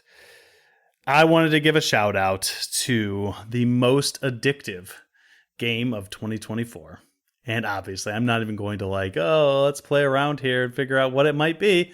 It's Balatro, easily. I mean, it deserves, I looked through my list, and I of course I wanted to shout out, it deserves another shout out. I don't know that Balatro has actually won a single category up to this point by any of us, has it? Because it does one thing so well, and that's basically addiction. Yeah. Right? You get so sucked in to Balatro because of what it does. I mean, it's obviously a fantastic playing game. It's a great roguelite. And if you like poker, it's going to be that much better. Once you cannot just play and beat that game once. You will be playing that game for years to come, probably. It's like having Tetris on your phone. Or something. You're just gonna dabble with it here and there. So I told this story to Josh, I think in the Discord, but just the other night when I was visiting my parents for the holidays, I was playing it on the Portal, and I had to run to the bathroom. And so just as a joke, I started a new run, and I threw it in my wife's lap, and I said, "Here you go, Balatro, do a run. I'll check in with you when I'm done." And so I went and I used the bathroom, and I came back, and she wouldn't give it back to me until she did like 3 or 4 runs. Like she was like, I could do better than that. Hang on, I could do better than this one. And so it got its hooks in her immediately. She's like, I can see myself playing a lot more of that. Yeah. My story was so we were just chilling watching. We're kind of like in the mood where like it's a little bit late. We don't really want to play a video game. We don't want to watch a movie. Let's go on YouTube and just find something to watch. And Markiplier had an episode of Balatro. We watched the entire episode together, and then my partner's like, "Oh yeah, I think I'm gonna like that game." After me telling them like all the time, like, you should just try a Balatro. You'd like it. You'd like it. You like it. It just took I guess it's just that handsome man and his sultry voice. It just finally got to them, you know? And they were playing it last night. It seems like the bug's going to start working its way through the house, and I'll probably start playing it again too, you know? Heck but yeah. Yep. I would have to agree with you. That's easily the most addictive game of the year. But I would want to give a shout out to Peglin, and I just recently started playing Ballionaire. Have you guys heard of that one? Yes. Yeah, it's similar to Peglin. It's kind of like a pachinko game, and it's a roguelike where you like set up your pachinko board to make crazy multiplier scores. So that's just, has that casino energy too. A lot of fun, pretty addicting as well. So nice. If I was going to give a couple honorable mention shout outs, one would be UFO 50. Oh, yeah. Very addicting, especially when you have a group of people to compete with. Like, there's just always something new to go poke at, and every game you play, you always like, I could do a little better, or I could get a higher score, or you beat the game, but you're like, I could get the cherry on that game. I could really master that one. And it would be hundreds of hours to do them all, so you're always coming back for more. And a really random left field pick that I would say is Phantom Spark, which is like a futuristic racing game. I streamed this one time. And it's just a really simple, kind of floaty, fun, physics-based racer, but it's one of those games where you're racing against your ghost or other players' ghost times, and you're trying to shave off like 1/10 of a second on every run. So if you got into that like addictive neon white kind of loop, and you like stuff like kind of F-Zero, Wipeout, games like that, Phantom Spark also is pretty addicting. But it's Balatro. Yeah. So, yeah. It's not even close. I didn't actually do honorable mentions, but now I think that's kind of fun to think about what else I was addicted to. Buckshot Roulette is a really good one, especially if you're just like high score chasing. You just want to see. And it's kind of like I can be smarter than the computer type of thing. Like, I'm going to just play better than the computer in this situation. So Buckshot Roulette's fun. Even though it technically didn't come out this year, it's still, I think, is acknowledged as like a 2024 release. But one that Josh and I played together, actually, web fishing, is very addictive. Good one. It's so simple, but I think it's just kind of like the fun of being with your buddies. And then also it's like, I can get a shinier fish this time. I can even get an even shinier fish. And it just has that loop where you just keep going back and upgrading your tool by your rod and different your lures and stuff like that, and then you head back out and you do better the next time, and then you get more fish and gain more money and rinse and repeat forever, right? So very fun in that way. So I think those two would be my honorable mentions for that category. Awesome. Great picks. All right, now it's the time to tell number 6 here is best indie game released in 2024. These are going to be our personal picks. Did you guys do like a top 10 or top 5, or do you just have like your main with a couple honorable mentions? How did you guys go about this one? I mean, every year I do a stream where I put together my top 10 games of the year. So I have my top 10, and this year 9 of the 10 games are indies. So I have my automatically right there ranked indie out of that list, and I have the other 8. So I will have plenty of runner-ups. I will mention that the fact that 9 indies are on Steve's list makes me a little angry, because I guessed Steve's list and I'm like, he's not going to have all indies. Like, I want him to have all indies because of IndieQuest, but he's not going to do that. So I need to like throw a couple AAA games in there, and then he did the thing. He did the thing that I was hoping he would do all along. But oh well. Sorry that I let you up. Like, I didn't let you down.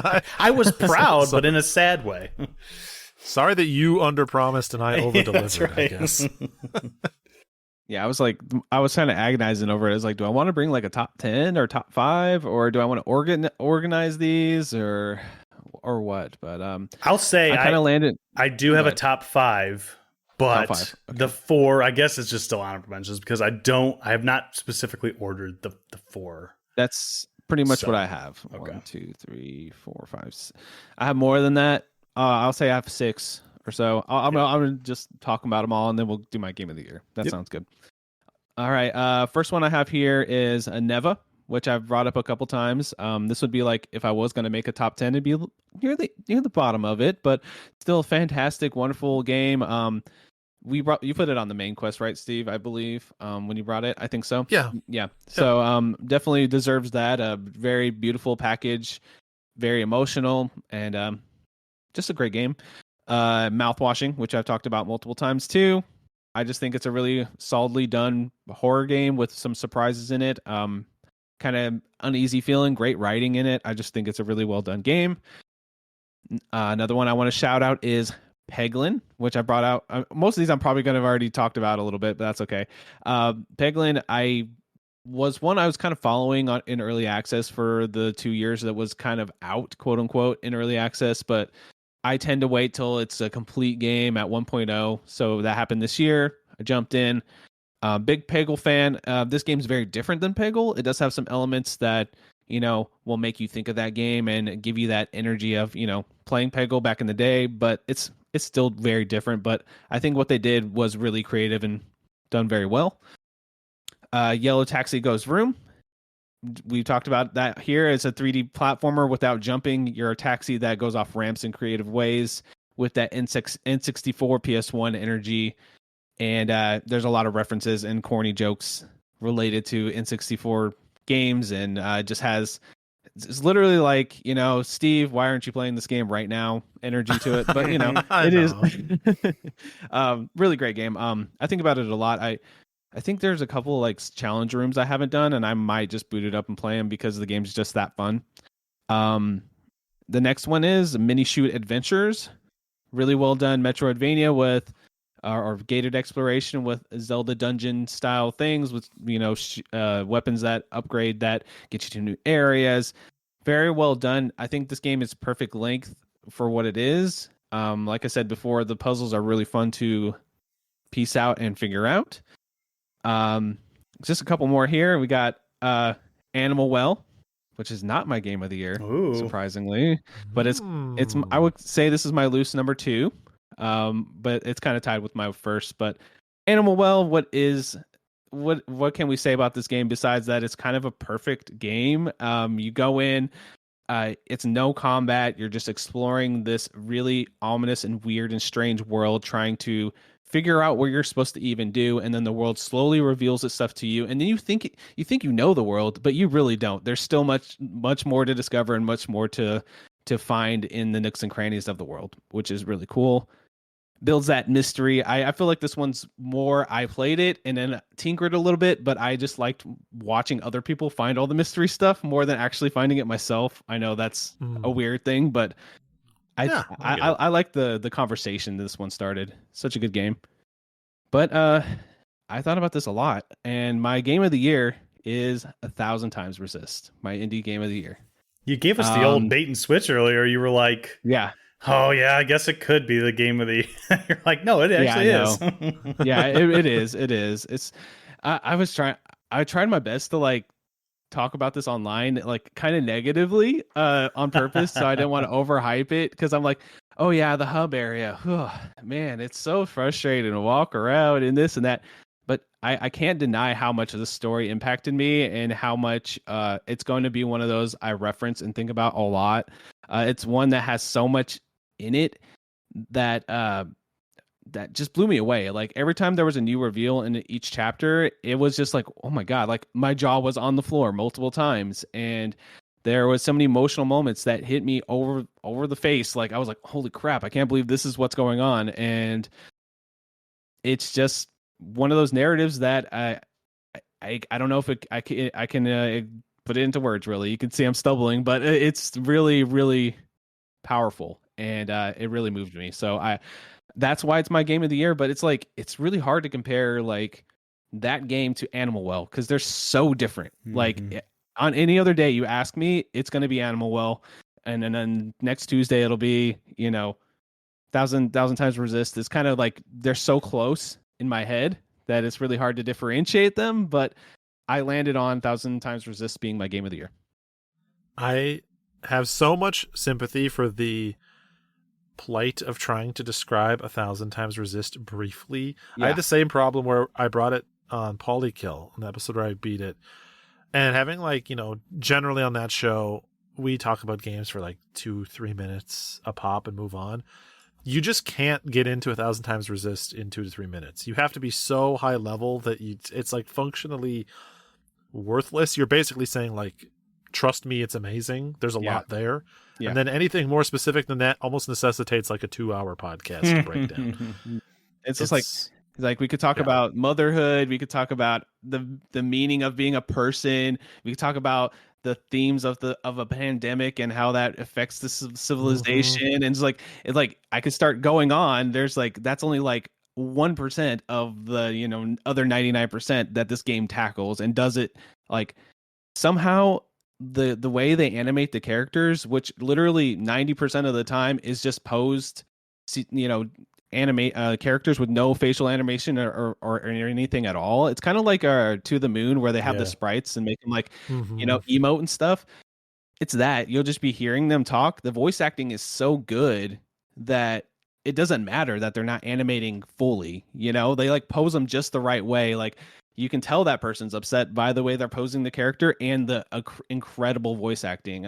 It's one you don't skip the dialogue in. You just listen to the story and hear it told to you because it's worth experiencing. And I think the music adds to it. And I think even if the graphics are kind of like I wouldn't say they're the best graphics of the year, but I would say there is a really great attention to detail in some of the big panoramic shots and like crazy looking like art pieces. Like there's moments in the game where you're like, this is literally a screenshot I can hang up on my wall because it looks so unique and crazy and awesome. And they have that like every 10 minutes, I feel like, in this game. So it's something special. It's a very unique game that I don't think I'll ever play a game quite like it. And I definitely want to play it again and experience the story again to kind of like, that's kind of a spoiler. I won't go there. But the game, I'll stop where I'm at because I'm about to spoil something I don't really want to. But I will say that it makes me want to play it again for various reasons. And it's really good. It's a killer game. But definitely one we need to put on the quest log sometime in the early few months of the year, probably, and actually have a conversation about it. Agreed. Yeah, we've played it during this run of episodes where we had other stuff going on and we're not putting stuff on the quest log. December's a bad time for quest log placements. So one of us will bring it. We'll figure it out. It has to get on there. It'll be a main quest, guys. I'm not going to be playing. Oh no, but the hub world's so bad, man. No, I'm just kidding. It is objectively bad. But it is objectively bad, but you don't think who about cares, that. man? Yeah, you don't think about it after. It's like one of those things in the moment of the game. I wanted to bitch about it, but I'm like, yeah, but there's a cool story. You know what I mean? Like I was trying to underplay my hype for this game as much as I could, and I don't know if I was successful, but I thought it was awesome. So yeah, awesome. That's cool. That is a very fitting pick for you. I think I wouldn't have been surprised to hear Animal Well or 1,000 Times Resist. I would have been surprised to hear any other game. What if I was like, oh yeah, Mini Shoot Adventures? Nah, I mean, it's a great game, but it's not game of the year. I'm sorry, not to me, but I people should play it. I just threw a random game out there. Anyway, even through your negativity, Josh, I was like, but 1,000 Times Resist is like one of like almost like a perfect Josh game from everything that I've heard. Like I can really I knew you were negative about certain things like in our DMs and things. I was like, but I feel like he's still going to come around on that eventually. And yeah, it happened. So, oh, you know what game I didn't even put on my list that I would put like towards the top, maybe like 3 or 4. I would put Grunt on there. I just didn't even, I just completely spaced and put it on there. That was a great game too. I really enjoyed my time with that. Okay. Good stuff. Awesome. All right. Well, I can give my list. Like I said, I did a top 10. I will try to keep it brief for each game because I have 9 of my 10 games that are indies, but starting at number 10, I had, and this was a really close race between a lot of different games. Mouthwashing almost took this spot. Celeste 64 almost took this spot. But ultimately I gave it to Indica, which was my freak pick, my left field, my curveball.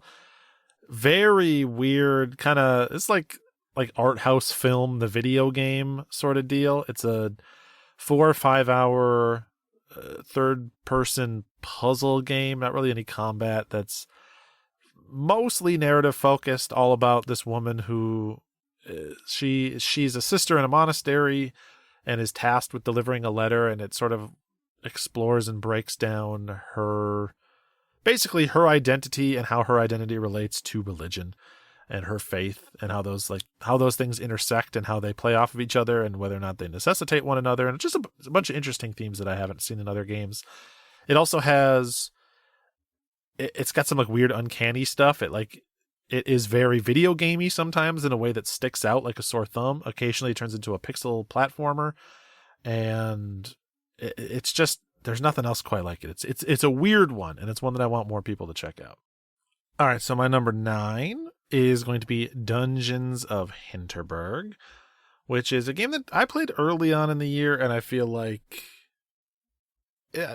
maybe it hasn't come back around a lot. It showed up as an honorable mention for my art direction, but I really did like this game quite a bit. I put 30-something hours into it. Very cozy, good mix of Persona-style social, I guess, engagement mixed with Legend of Zelda-style dungeons and a little action RPG in there.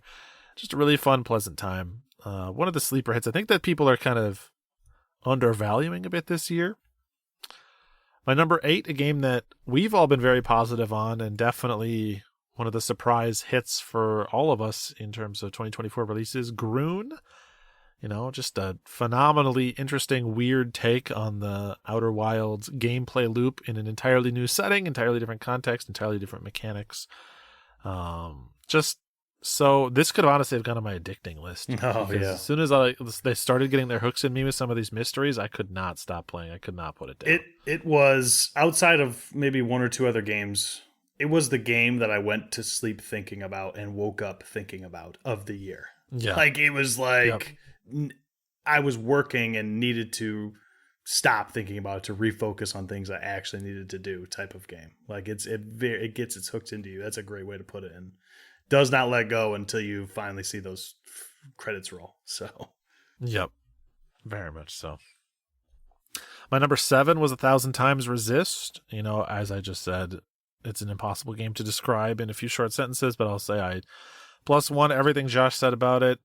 Just a triumph of storytelling in terms of games, and very different. It also just has a tremendous amount of soul. It feels very earnest. It's the type of game that, I said that about Another Crab's Treasure too, but I like a game that feels like it's like confidently speaking from its own experience. It is 100% not trying to hit any benchmarks or be something that it's not relative to other games. It's just very personal in a way that I really like its story to be.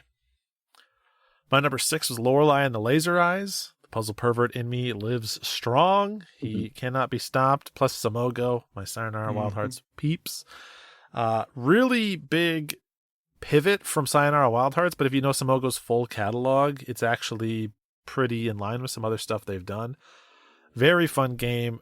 Tons of good puzzles. I always love a game where you have to write notes on a physical notebook to keep up with it. And it was a perfect opportunity to play a game with my wife. She and I had a great time kind of bouncing ideas off of one another. My number 5 was Ultros, the plant-gated exploration that I've already sung the praises of 20 times, so I won't really go any deeper into it, but please, people, don't sleep on Ultros. I feel like once we hit number 5, our conversations here have already sort of boosted all these games. Number 4, UFO 50, a game that seems like it was created in a lab, maybe specifically for me. As someone that spends my entire free evenings most days streaming the back catalog of old retro consoles and weird games, them developing 50 of them and saying, here's new weird old games for you to explore and uncover, is perfect. And if I had like a unofficial category of games that exceeded expectations, UFO 50 would top that list probably, because I already thought it would be good, and then it was like way better than I ever could have even hoped for. So, but number 3, Balatro. Hard to argue with putting 80 hours of time into a game in less than a month. Yep. I still play this every single day. Just ridiculously well designed, like a mastercraft in terms of like a few core ideas, no fluff, no frills, no story, like nothing. It is just menus and mechanics and really satisfying card flipping and chip stacking sounds. And somehow 80 hours later, I still have runs that look like nothing else I've done before. The game doesn't like fall into a few good builds as the only way you can play. Like there's just so much potential in like the different combinations of jokers that you'll basically never run out of options. It'll never stop being interesting, which is really impressive. My number 2 is not a new game. It was Astrobot for anybody that cares. Number 1, my game of the year for 2024. Dude, Astrobot's pretty good. Indie game, I think. Yeah. I mean, they have Mr. Mosquito references in Astrobot. So there's a little spirit of the indie in there, even if it's all AAA the whole way down. But my number 1, and I mean, you could just kind of like do the math. You could run back through the episode and be like, which game has he talked about that he hasn't mentioned yet? Animal Well. Big surprise hit for me. Again, I've said this on the show many times, but I wasn't even like tracking this game. It was on my radar, but this was firmly in the, I'm going to let Seth play that and then I'll talk to him about it when he brings it to an episode category. I was not really following the development in any way. And then, it came out, absolutely smashed my expectations, which were 0. So much like creativity, so many layers to this game. Literally, I mean, the developer has talked about how they designed the game in layers. The way that I describe it to my friends when I was pitching it to them to try to play this game is I'm like, all right, imagine someone spent like 3 or 4 years developing one of the best gated exploration games you've ever played.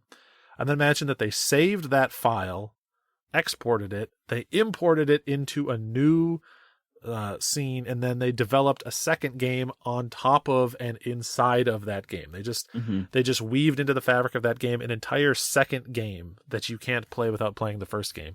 And then they did the same thing like 2 or 3 more times. Yeah. And 7 years later, you get Animal Well. And the way that those different layers expand out, the way that you start and your goal is very clear, and then the next layer out, your goal is pretty understandable but difficult, and then the next layer out, your goal is much harder to track, and you probably are reaching the point of not being able to do it all on your own. And then the next layer out from that is like, at this point, the community needs to step in and all work together to solve these problems. And then the layers after that are like, the developer has literally thought like the entire timeline of how this game would play out in advance, and like planted seeds, like ARG style seeds that will just keep people guessing and on their toes and not know what the hell's going on. Just genius. And I have so many like memories of like being in the DMs, talking to people, talking with my friends in real life, like swapping stories, swapping secrets, talking around the stuff you found in a way that's like, did you find this item? Or do you have a way to go here? And like helping each other fill in gaps, find things that we didn't even know we were looking for. Just ridiculously fun. And this is coming from me, someone that has put like Outer Wilds is my game of the year, Tunic is my game of the year. Like, I am a mark for this type of game, and it was like just one of the best ones ever made. Just so good. It is so good. Ooh. Well, I think that pretty neatly will transition us into my game of the year. I don't want to comment on a lot of what Steve said just now, because I feel like I don't want to like have the inflection of my voice change and then everybody guess, oh, that's the one, or something along those lines. So it's just easier for me to just transition, right? So I think that I've got several honorable mentions. I think I'm going to attempt to go in like an escalating order, right? So I haven't really thought this through about what is number 5 or number 7, but I do have 7 games that I would consider, for me personally, on any given year, have game of the year potential, right? So these are 7 games. Of course, the number 1 is the number 1 for this year, but 7 games that in a different year, any of them could have won game of the year. I think that it speaks a lot to how good 2024 is. Definitely. To kind of preface this as well, I played and almost finished the majority of them, 33 indie video games this year. So not as many as a lot of people I'm certain of, but a pretty good catalog, especially when I'm not just, probably 28 of those I didn't just like fiddle with. I beat them, right? So, pretty good list to pull from, I suppose. And as we've said, 2024, what a year. All right. Rough number 7. Victory Heat Rally. And honestly, going into this game, I was like, oh, I haven't played a racing game in a long time. This will be fun, right? It looks cool. But man, it is a really, really good, fun racing game for anyone, in my opinion. I think anyone could go in and have a very good time with this game, to the point where I actually had my son come in and do a race just to see, let's get the feelers out there. Like, the boys, they play a lot of Fortnite. They don't play a lot of racing games. Of course, they played Mario Kart and things like that. But he did a racing. He's like, oh, that is a good time. Where can I go now? Can I switch my car? Yeah, man, you can do that. You can switch around and play a different character. And yeah, I mean, it's just a very, very fun time. If you're just like, I just want to waste some time today and I don't want to have to think a whole lot, man, racing games are great for that, and this game specifically is very fun for that. So Victory Heat Rally in my loose number 7 there. Number 6, this is where it just starts to get harder and harder all the time, but I would probably give this to Mini Shoot Adventures for everything that Josh has already stated on the episode that we brought it to, and things like that. But just a very fun. I love Zelda likes. Anybody that wants to know each of our tastes, go back to the last episode 100. I love Zelda likes and I love shmups, and they just married those two genres in almost the perfect way. Yep. The gameplay is perfect shmup. The exploration is perfect Zelda-like. And, I remember Josh mentioning that, the graphical style is maybe a little flash gamey and not it's certainly bright, but maybe not the prettiest thing that anyone has ever looked at, but extremely serviceable, still works perfectly with the game. So Mini Shoot, fantastic time. I would not fault anyone for putting that at the top of their list, certainly. Yeah. Yeah, it's like a nice. The art style, I would describe it more like it's like clean and readable, which you need for that type of game. Yeah. Yeah, very like hard edges, right? Like know when something starts, and it's good for playing a shmup, certainly. You know what you're shooting at is what you're supposed to hit, right? So exactly. Number 5. Kato, a Buttered Cat. I knew that'd be on your list. It's so good. Like I love Kato so much. and a lot of these games I went into, this and Victor Heat Rally, I go into with like expectations, I guess. I think it's going to be a good game, but I don't think it's going to be a fantastic experience. Like, I try to bring varied experiences to IndieQuest, and that's why I play these different games. But when I go into a game and I think, oh, this will probably be pretty fun, screenshots look cool, the trailers look nice, and I go into it and I come out like, man, that was a heck of a good time, right? And that is kind of how I feel about Kato. And I already kind of explained that the mechanics are so good, and I love the mechanics in that game.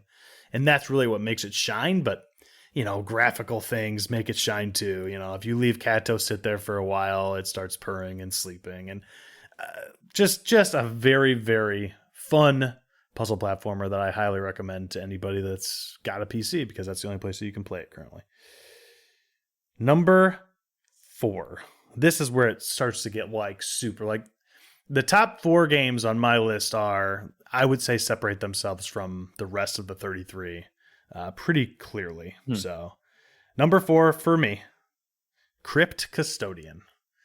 For everything that we've mentioned, we've talked about this game a heck of a lot today already. Sounds amazing. Yeah. That's why it was high up on each of our lists, even though Josh hasn't played it for soundtrack.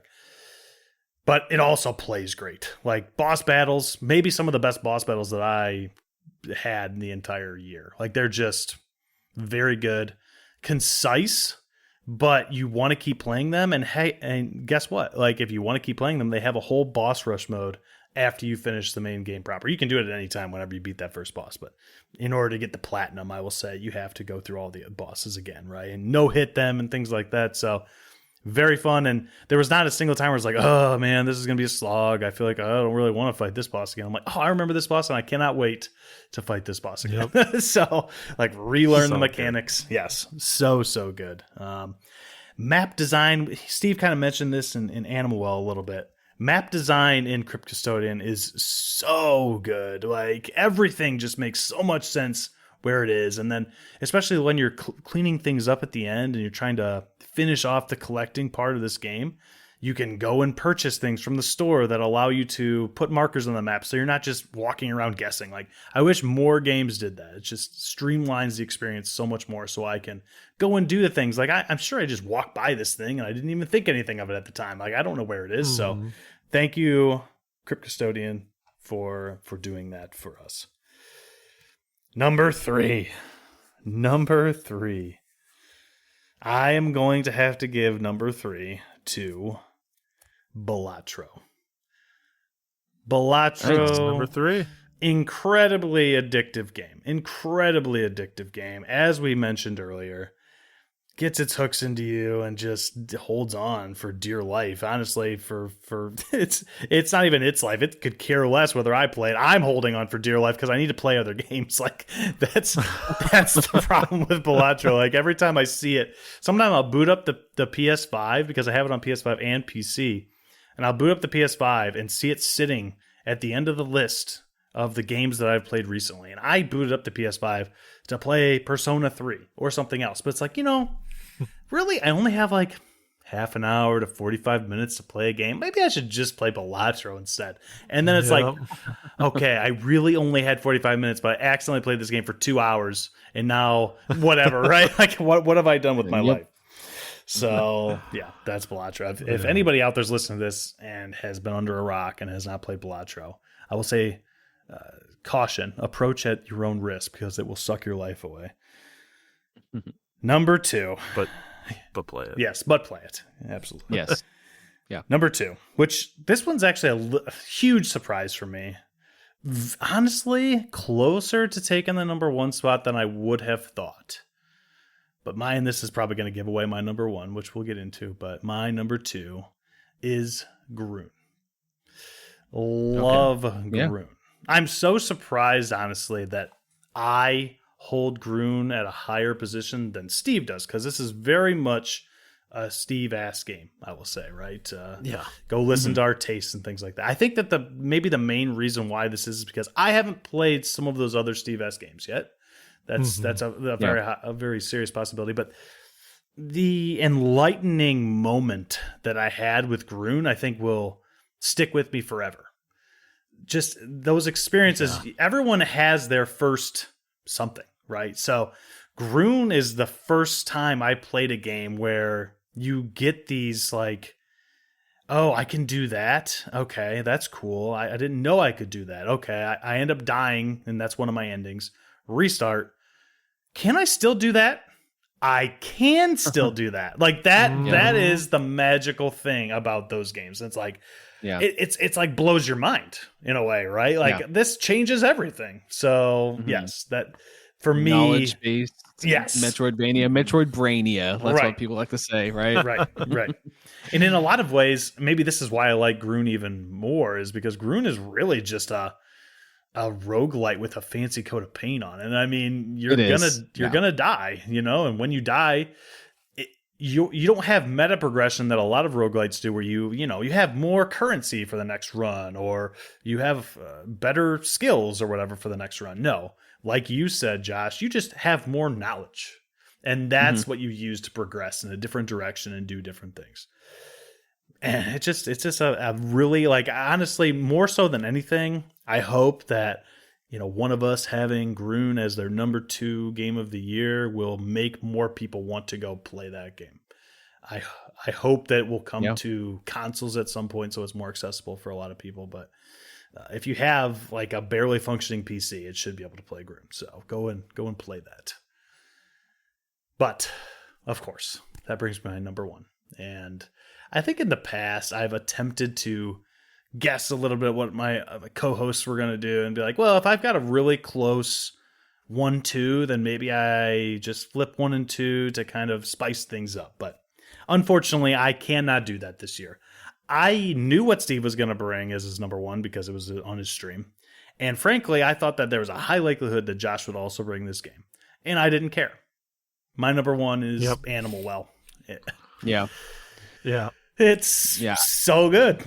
I kind of it's just that game, man. I, honestly, if I would have been like, I'll get to 1,000 times resist next year, I would be saying the same thing.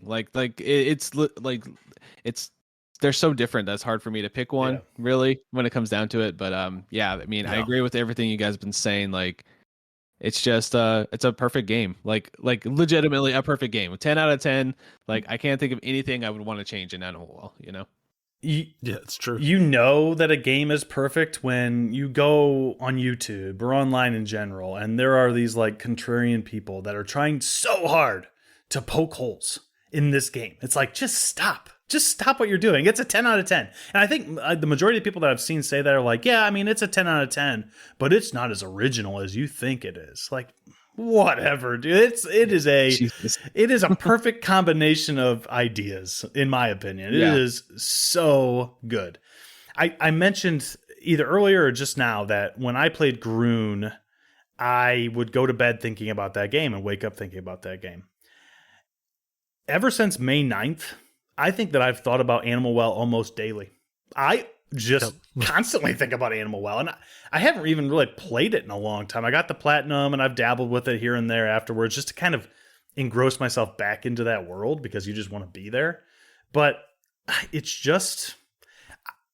I check probably weekly the Steam page for Animal Well because I love the music in the trailer. Like, it's silly. I want to see how many overwhelmingly positive reviews there are for Animal Well because I have been rooting for that game for a long time. I mean, I had seen that it was going to come out and was like, oh, I'll definitely play that game. It looks really cool. But then I played it and I was like, this is an experience unlike I've gotten in maybe any video game ever. I think the cherry on top, anybody that goes back and has listened to our other GOTYs, right? I've been doing GOTYs on this show since 2022, so I've got 2 other ones, right? For me personally, I think Animal Well pretty easily would be my IndieQuest game of ever, as of now. Ooh. Oh, wow. Like, in terms of games where I have played them during the year that they released, Animal Well is probably number 1 for me. So you love to hear that, man. Incredible game. So we got one more category, the show's game of the year 2024. It's going to Yellow Taxi Goes Vroom. Hell yeah, let's go. I mean, it's pretty obvious what we're gonna pick, right? It's Animal Well. That's our game of the year. Like, there's nothing else that we could. There's Koi Boy years, and then there's years where it's really hard to be a Koi Boy. Yeah. It's pretty obviously Animal Well at number 1. Now, do you boys want to give any honorable mentions, or do you want to punch out like a 2 through 5 or anything like that? We can. Yeah. We can do a top 5 if you guys want to. I mean, I think if I were to just lay some games out that I know that each of us enjoyed to a certain, like, games that are in contention, right? Obviously, Balatro. I would probably... that's number 2. Okay. Yep. Yeah. There we go. Yeah. I would also say Groon. Got to be in there. Yep. Groon is in there as well. Possibly Crypt Custodian. I know you haven't really dabbled with it, Josh. But beyond that, I'm trying to think of the other games that we've each played, right? That's true. I think 1,000 Times Resist There you makes a go, pretty yes. compelling case. Maybe number 5. Let's do number 5 for that, since only 2 of us played it. So we got a 2. We need a 3 and a 4. So what would the 3 and the 4 be? All right. Well, let me think. So Animal Well, obvious number 1. Balatro number 2. Those 2 games are the only 2 games this year that I sought, like that I went to YouTube to keep getting my fix when I wasn't playing. Seriously. So Animal Well, once I reached the point of like needing to, I'm no longer smart enough individually to find these secrets anymore. Rather than like go to Discord communities where people had already figured these out or like looking up a guide, I was like, let me just watch some YouTube videos of people that like break down all the secrets of Animal Well, including the stuff way deeper than I could ever find. The way deep stuff. I want to mention the way deep stuff is so awesome. Like the stuff at the very end of that game is just the coolest stuff ever. And like, again, I won't spoil things for people, but like in Animal Well, Billy Basso has designed, he understood that the type of game he was making would be data mined and like built like safeguards and gotchas and clues into the apparatuses that you would explore through data mining. Like that man is thinking on a whole other dimensional plane than we are. And it's so cool. And then Balatro, and if I'm not playing it, but I'm working, maybe I toss a little Northern Lion up there. Yeah, exactly. Yeah. Who's to say? Yep. And then we got to put Grun in there. That 3 or 4 would work for me on that one. I like that game quite a bit too. Yeah. It's honestly the thing that when I initially played it and finished it, I was like, it's not Outer Wilds. That was what was kind of like pulling me away from it. But as a package on its own, it's such a great game. You know what I mean? Because Outer Wilds it gave me the same feeling, but it is, it's not my first one of those. You know what I mean? So I do, and that's a very valid point, Josh. I do want to mention that I peeped your Steam achievements on Grun just a bit. Okay, so there's stuff I'm missing, huh? Yeah, I don't think you didn't get all the endings, did you? No, not all of them. Oh man, you gotta do that. All. Yeah, you gotta do that. I'll go back. I'll mess around and do some more in there then. Yeah. In my opinion, I think that helps. I don't know about you, Steve, but I feel like each individual ending is very fun when you get it. Like, and I think in my opinion, like you just thinking about the ways that you can die is just so interesting. Okay. Like, how have I not died? Yeah, I figured like the whole puzzle blocks, like how to do the like quote unquote ending. I know it's kind of like there's other things you can do. That was really fun though. That's like that gives you that speedrunner mentality. Like, okay, I'm gonna go here, I'm gonna go here, I'm gonna go here, do this, grab that key, hit this gnome. I kind of got like the rhythm of it. Right. So I agree that part was really cool and very, very worth playing. And it's a cool game. Really interesting game. For sure. It's really fun to shift from how do I solve this puzzle and avoid death to, well, actually, how else could I die? Like, oh yeah. Okay, like, I'll pop back in. I still have it downloaded. I'll pop in and try to die in creative ways. Yes. Okay, so I think that we have those 4 games. I could see Grun at 3 or 4 depending what we land on. I think in terms of other games that probably make sense here, Crypt Custodian, a strong contender. You guys both seem pretty hot on Mini Shoot Adventures. Yeah, it's good. Do you think Mini Shoot has a shot of taking that spot? Yeah. I think that depends upon, like, I'm the only one, I think, of all of us that have played both Crypt Custodian and Mini Shoot. So it depends on, like, me and Josh's, where our temperature on Mini Shoot versus me and Steve's temperature on Crypt Custodian. Like, we would almost have to do that type of thing. And then 1,000 Times Resist is the same. I have not played that. But also, I know that there's a lot of people out there that I respect their opinion who have that extremely high. Like, even higher than either of those 2 games. So that could very well. And you guys have to tell me. I love a good narrative, so I'm assuming I would also enjoy that game. Right, so. I think so, yeah. I think you would really like that, yeah. About before we like figure out this last slot, I will say about 1,000 Times Resist.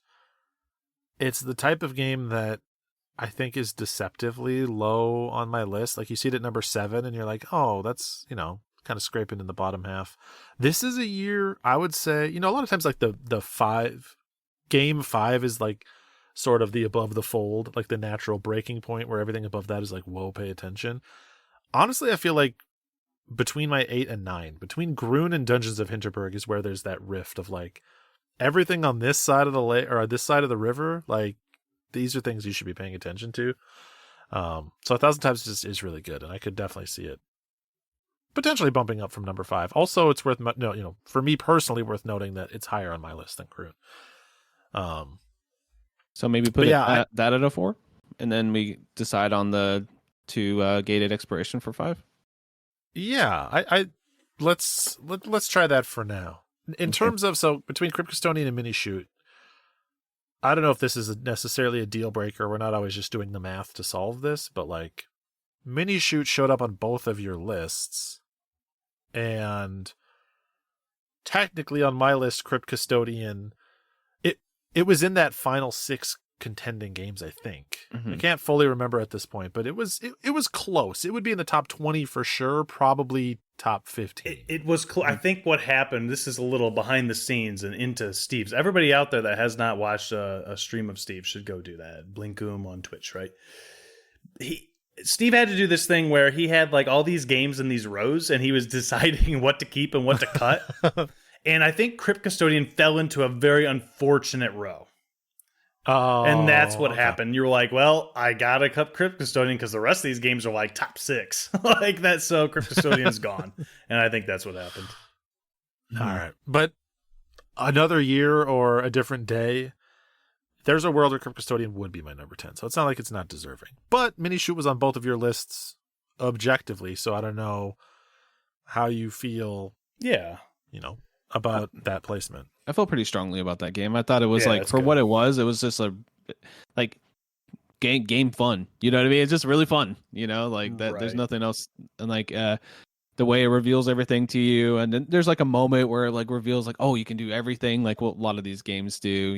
Like here's this new ability, and now you can go in all these places and explore everything, and lots of little like mini like challenges you can do, like races and stuff. Yeah. I think the game is really fun. I feel like Crypt Custodian would be high on my list. Like I said, I literally just booted it up once, so I haven't really played it, so I can't really give an opinion there. It's funny, they're both gated explorations, but they're 2 like Zelda-like extremely similar games. Like they are like one you shoot and the other one you whack things with a broom. So you kind of have to like tear down like what's better about one and not as good about the other. And that's not something I have thought about until right this second. So, I mean, the OST is better in Crypt Custodian for sure. Like now I will say that Mini Shoot's OST is still good. Like I've listened to several of those songs. It's still really good. It's just, it isn't going to stick with me for the rest of my life like Crypt Custodian does. It's just Crypt Custodian is amazing tunes. Art style, I know a lot of people don't love the Crypt Custodian art style, but I will say that it is more unique than Mini Shoots for sure. Right. So I like that art style a lot. It's cute cats. Yeah. What's not to love about cute cats? It's that weird like papery thing, I think, right? Yeah. It's like a little simple, right? Like it's trying to be arts and craftsy kind of. Right. So I also love it. At first I was like, oh, it's fine. But then as you play that game and like a lot of the areas contrast well with each other, I loved it by the end. So, I mean, obviously, Crypt Custodian is higher on my list than Mini Shoot, and there's a reason for that. But that doesn't, I feel like that in my gut feeling is to put that as our number 5, and then we can throw Mini Shoot as our like loose, like this is our 6th, and then it trails off from there. Basically, I think that makes the most sense. Yeah. So that makes sense. All right. Let me throw one last wrench in there before we lock that in. Sure. You both had some very positive things to say about Cato Buttered Cat. Oh, yeah. That's true. I love that game. Honestly, if there's any game of 2024 that I could, since Josh has played it now, that I could say that really that I played, that I would want Steve to play, it's Cato.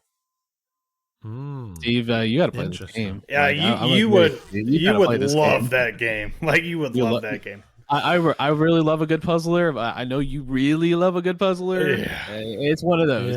Yeah. Yep. It tickles that puzzle platforming itch so well, and like it has a really creative thing, and it does a lot of I'm like I just finished world like I'm in world 4, Nice. so I'm not that far from the end of it. Yeah. So yeah, let's just say there's some creative things they throw at you that you're not expecting, and you're like, oh, this game's doing this now. Okay, cool. And there's a few times like that, and it's really special, I'd say.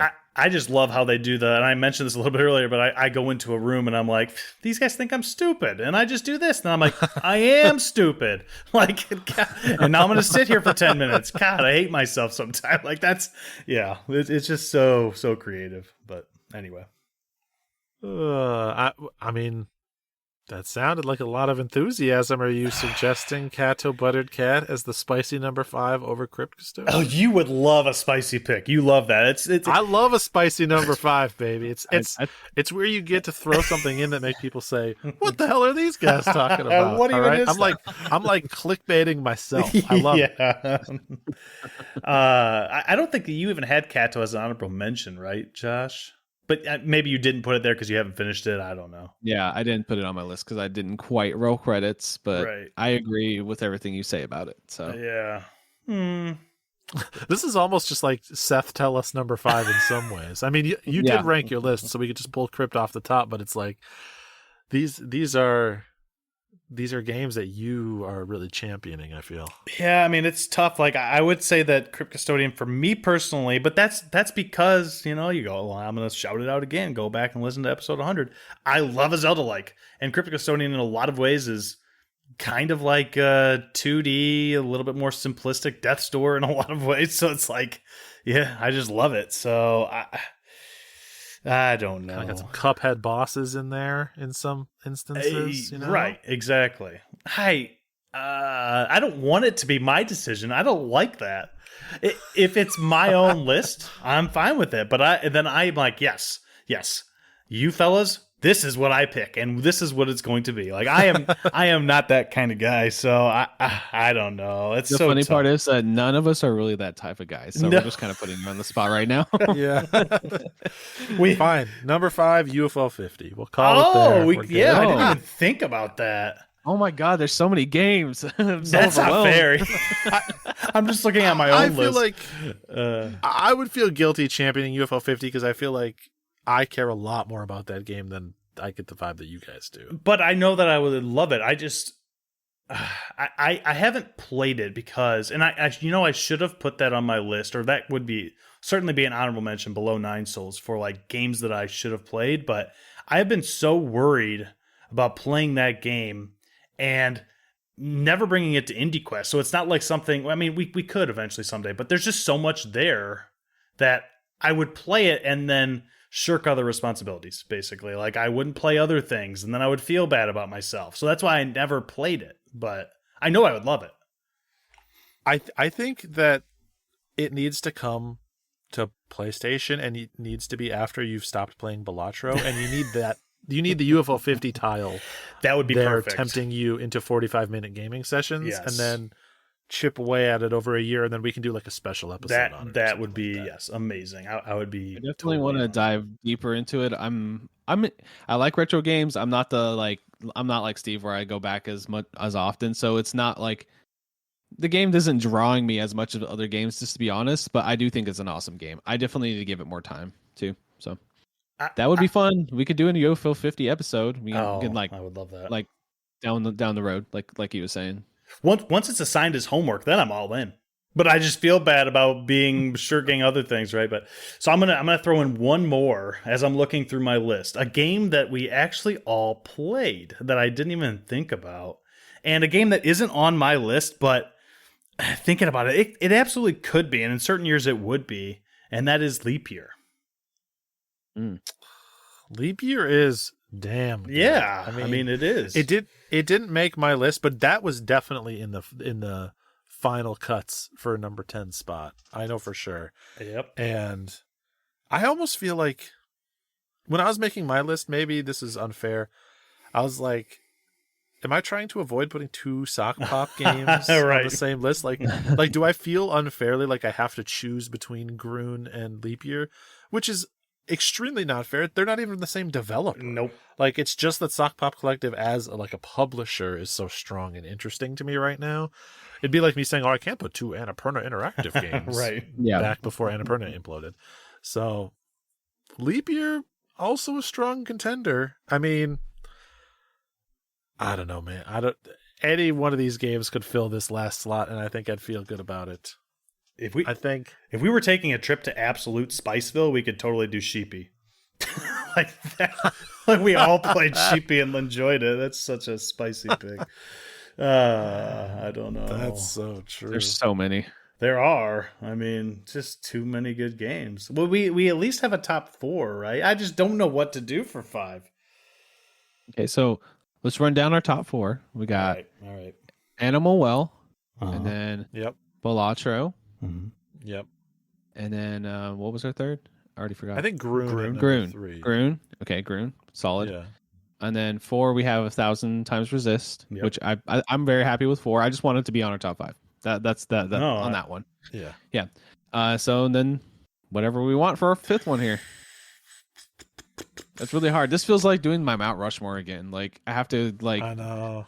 throw out my kids, you know, like Except for I don't just have to feel bad for the games or myself. I also have to feel bad for you two. Like that, and that makes it so much harder for me for some. Like I just can't. Like I would rather you guys be like, yeah, this makes sense. I'd be like, yep, that makes sense. Let's just do that. I just don't want to try to convince you guys of anything because just everybody has different opinions. I know. So here's where I'm at on all of them. I think Crypt Custodian is a game I really liked. Thought it was quite good. It didn't maybe blow me away quite as much as it did Seth, but it's just a really strong year. Like another year, it could easily have been in my top 10, and it was really good. I mean, Seth and I have the DMs to prove that I was really enjoying this game. Like I was telling him, like, "Oh, it's pretty damn good. I'm loving this." To be fair, Steve's like, yeah, it didn't blow me away that much, but I also finished it in 28 hours. So, and it's a 15-hour game. I did gobble it down. I did not chew my food on this one at all. In like a day and a half, 2 days, I did like a 15-hour. Like, what the hell was my 1-year-old doing? Was he even eating that day? Like, what's going on? So, really good. UFO 50, I feel like I would love to see on there, but it feels more personal to me. Like, it feels like you guys kind of just like extending an olive branch, which I don't necessarily want. I like it to be more representative of all of us if I'm not feeling so passionately as to push for it. And then Mini Shoot, I just don't get... I don't know how passionate the two of you are about Mini Shoot to really make a clear answer, so I'm kind of looking for that.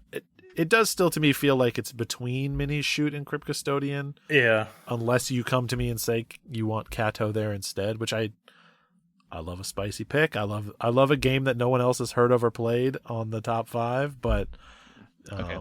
I got it. So next year, you're looking back at our list. Which one would you be most happy with and not go, why did we put that on the list? Like, is Mini Shoot going to be like, tough. Oh my God, that was so good that we had to put it on our top 5? Or is the, like Steve said, the spicy pick, the one that the obscure part of it, Indian obscure, right? For Kato, put it on 5. Right? I will say I asked a similar question of Steve on his stream when he was doing his 1-2 between Animal Well and Astrobot. I said something along the lines of like, which one are you going to think of years in the future? And Steve said, both. So it was like, but the reason I said that is because of my personal experience with Animal Well, right? Like I think about that game every day. Right. Like, so that's where it's like, man, I just couldn't in my own like brain ever select anything other than Animal Well for this year. But stuff into the future, like, I don't know. I love Crypt Custodian, but is it like an also ran in a lot of ways? Probably. Like it's been done before. Whereas this is my own personal opinion here, and Josh, you can weigh in or not. Like I don't know that Kato. Like there's been puzzle platformers that have done similar things to Kato, but Kato is very unique in that way, in my opinion. You know, so I can think of some games that are like similar in genre, but for what it's doing, it's a very unique puzzler, like for real, like because of the mechanics of it. I do think it's very unique in that respect. So, and I think it's a cute game. It's very colorful and charming, and it's worth playing. I think anybody can have a good time with it, even if you're not a huge puzzle game fan, which I think you proved out. So, and then like Mini Shoot is kind of like Crypt Custodian also.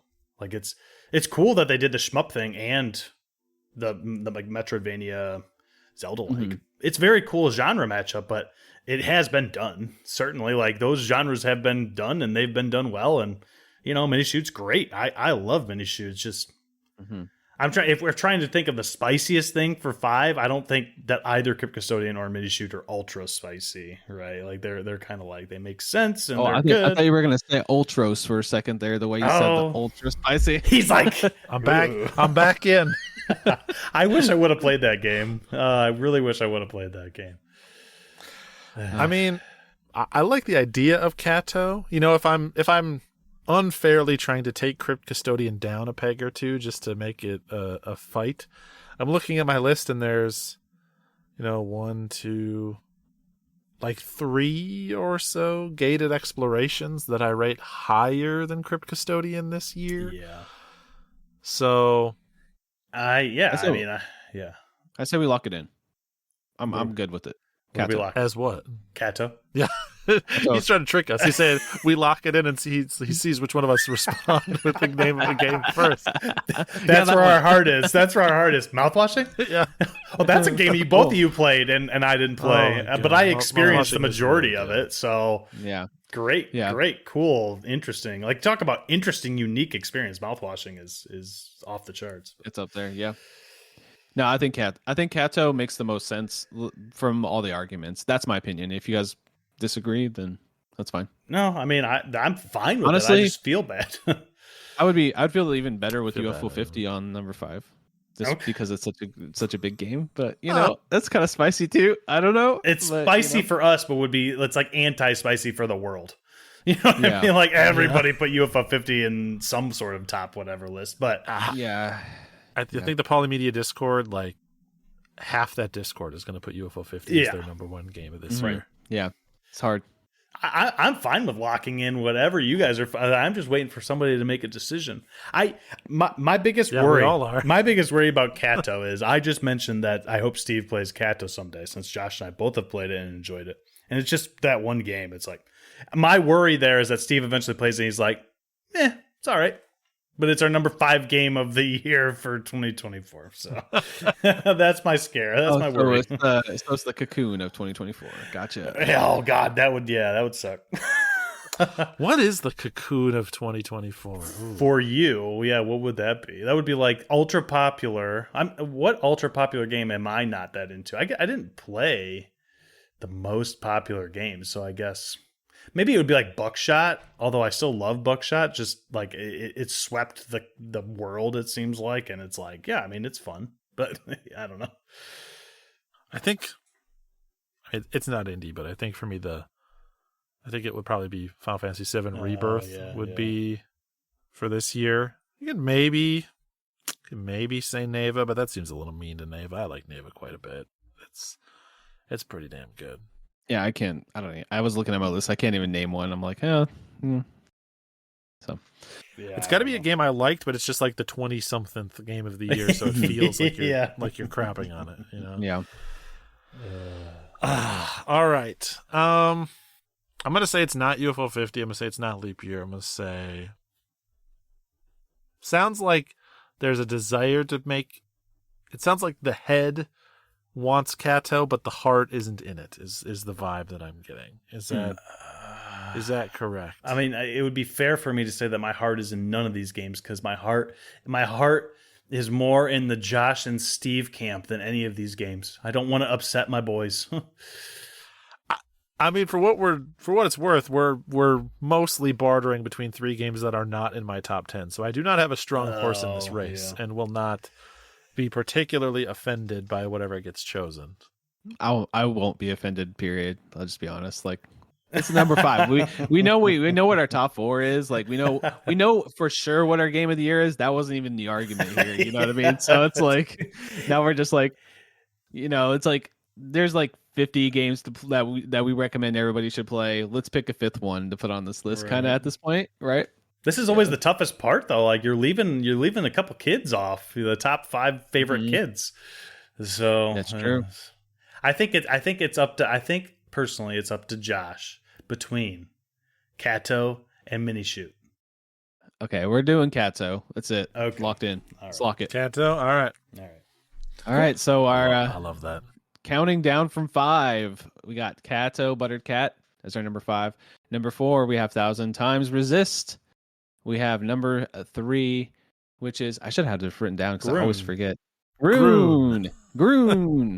Number 2 as a Balatro, or as Northern Lion would say, or maybe the developer would say, Balatro. Yeah. And our game of the year, which I think was, honestly, when this game came out, we all played it. I was like, this is probably going to be our game of the year ever since it came out. So our number 1 is Animal Well.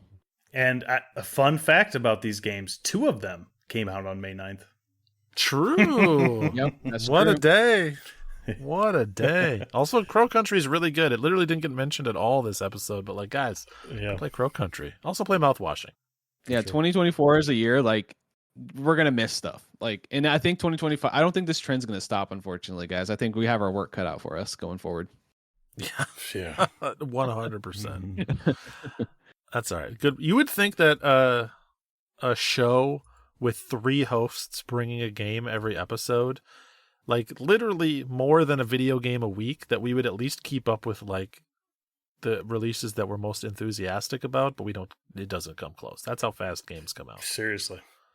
Yeah, and it's like, I want to catch up with last year's games, and then 10 more games come out. You know, that's usually the case. So for me, it's like I want to catch up on these 2020 games.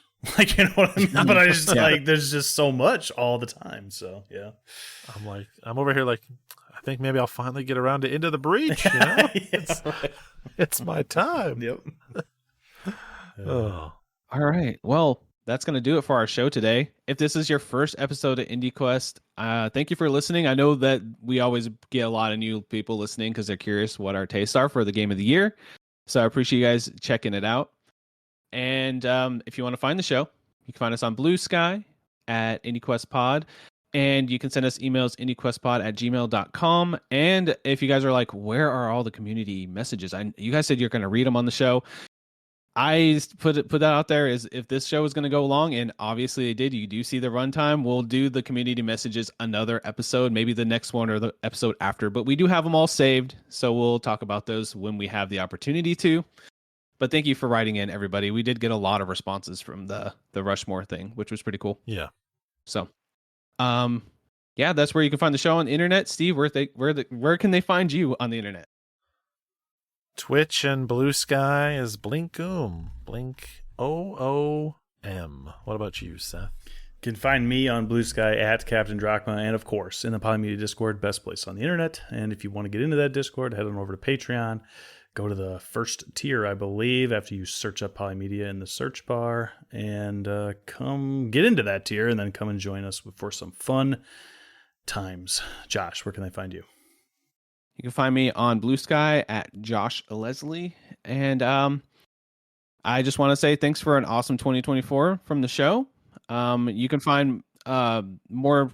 I'll plug the network, polymedianetwork.com. There's awesome podcasts there. Check it out if you want to find other podcasts with other awesome hosts. There's so many. So go check it out. The world is your oyster. polymedianetwork.com. Okay, I did my Trav's around the corner here with my $5 bill. You know, check. You know. All right, Steve, why don't you close out the show? Give some nice words for the folks out there. Yeah, I will just kind of echo the sentiment that Josh just had. Thank you, everyone, for a great year of the show. The show coming out of 2024, going into 2025 is doing the best, the healthiest it's ever been. We have the most cool, interesting people listening to the show more than we ever have. And we're very grateful for all you people that take the time to listen, you know, take time to, whatever it is that you do, rate it, review it, write in to prompts and questions, suggestions for games, all that stuff. We really appreciate you. All 3 of us, I think, are as energized as we've ever been to keep doing the show and keep making it better, keep bringing awesome games to the show. And so I hope you're looking forward to another great year of indie games. And now is your chance to stop the podcast, stop playing Balatro while you listen, and go play one of those games that you missed.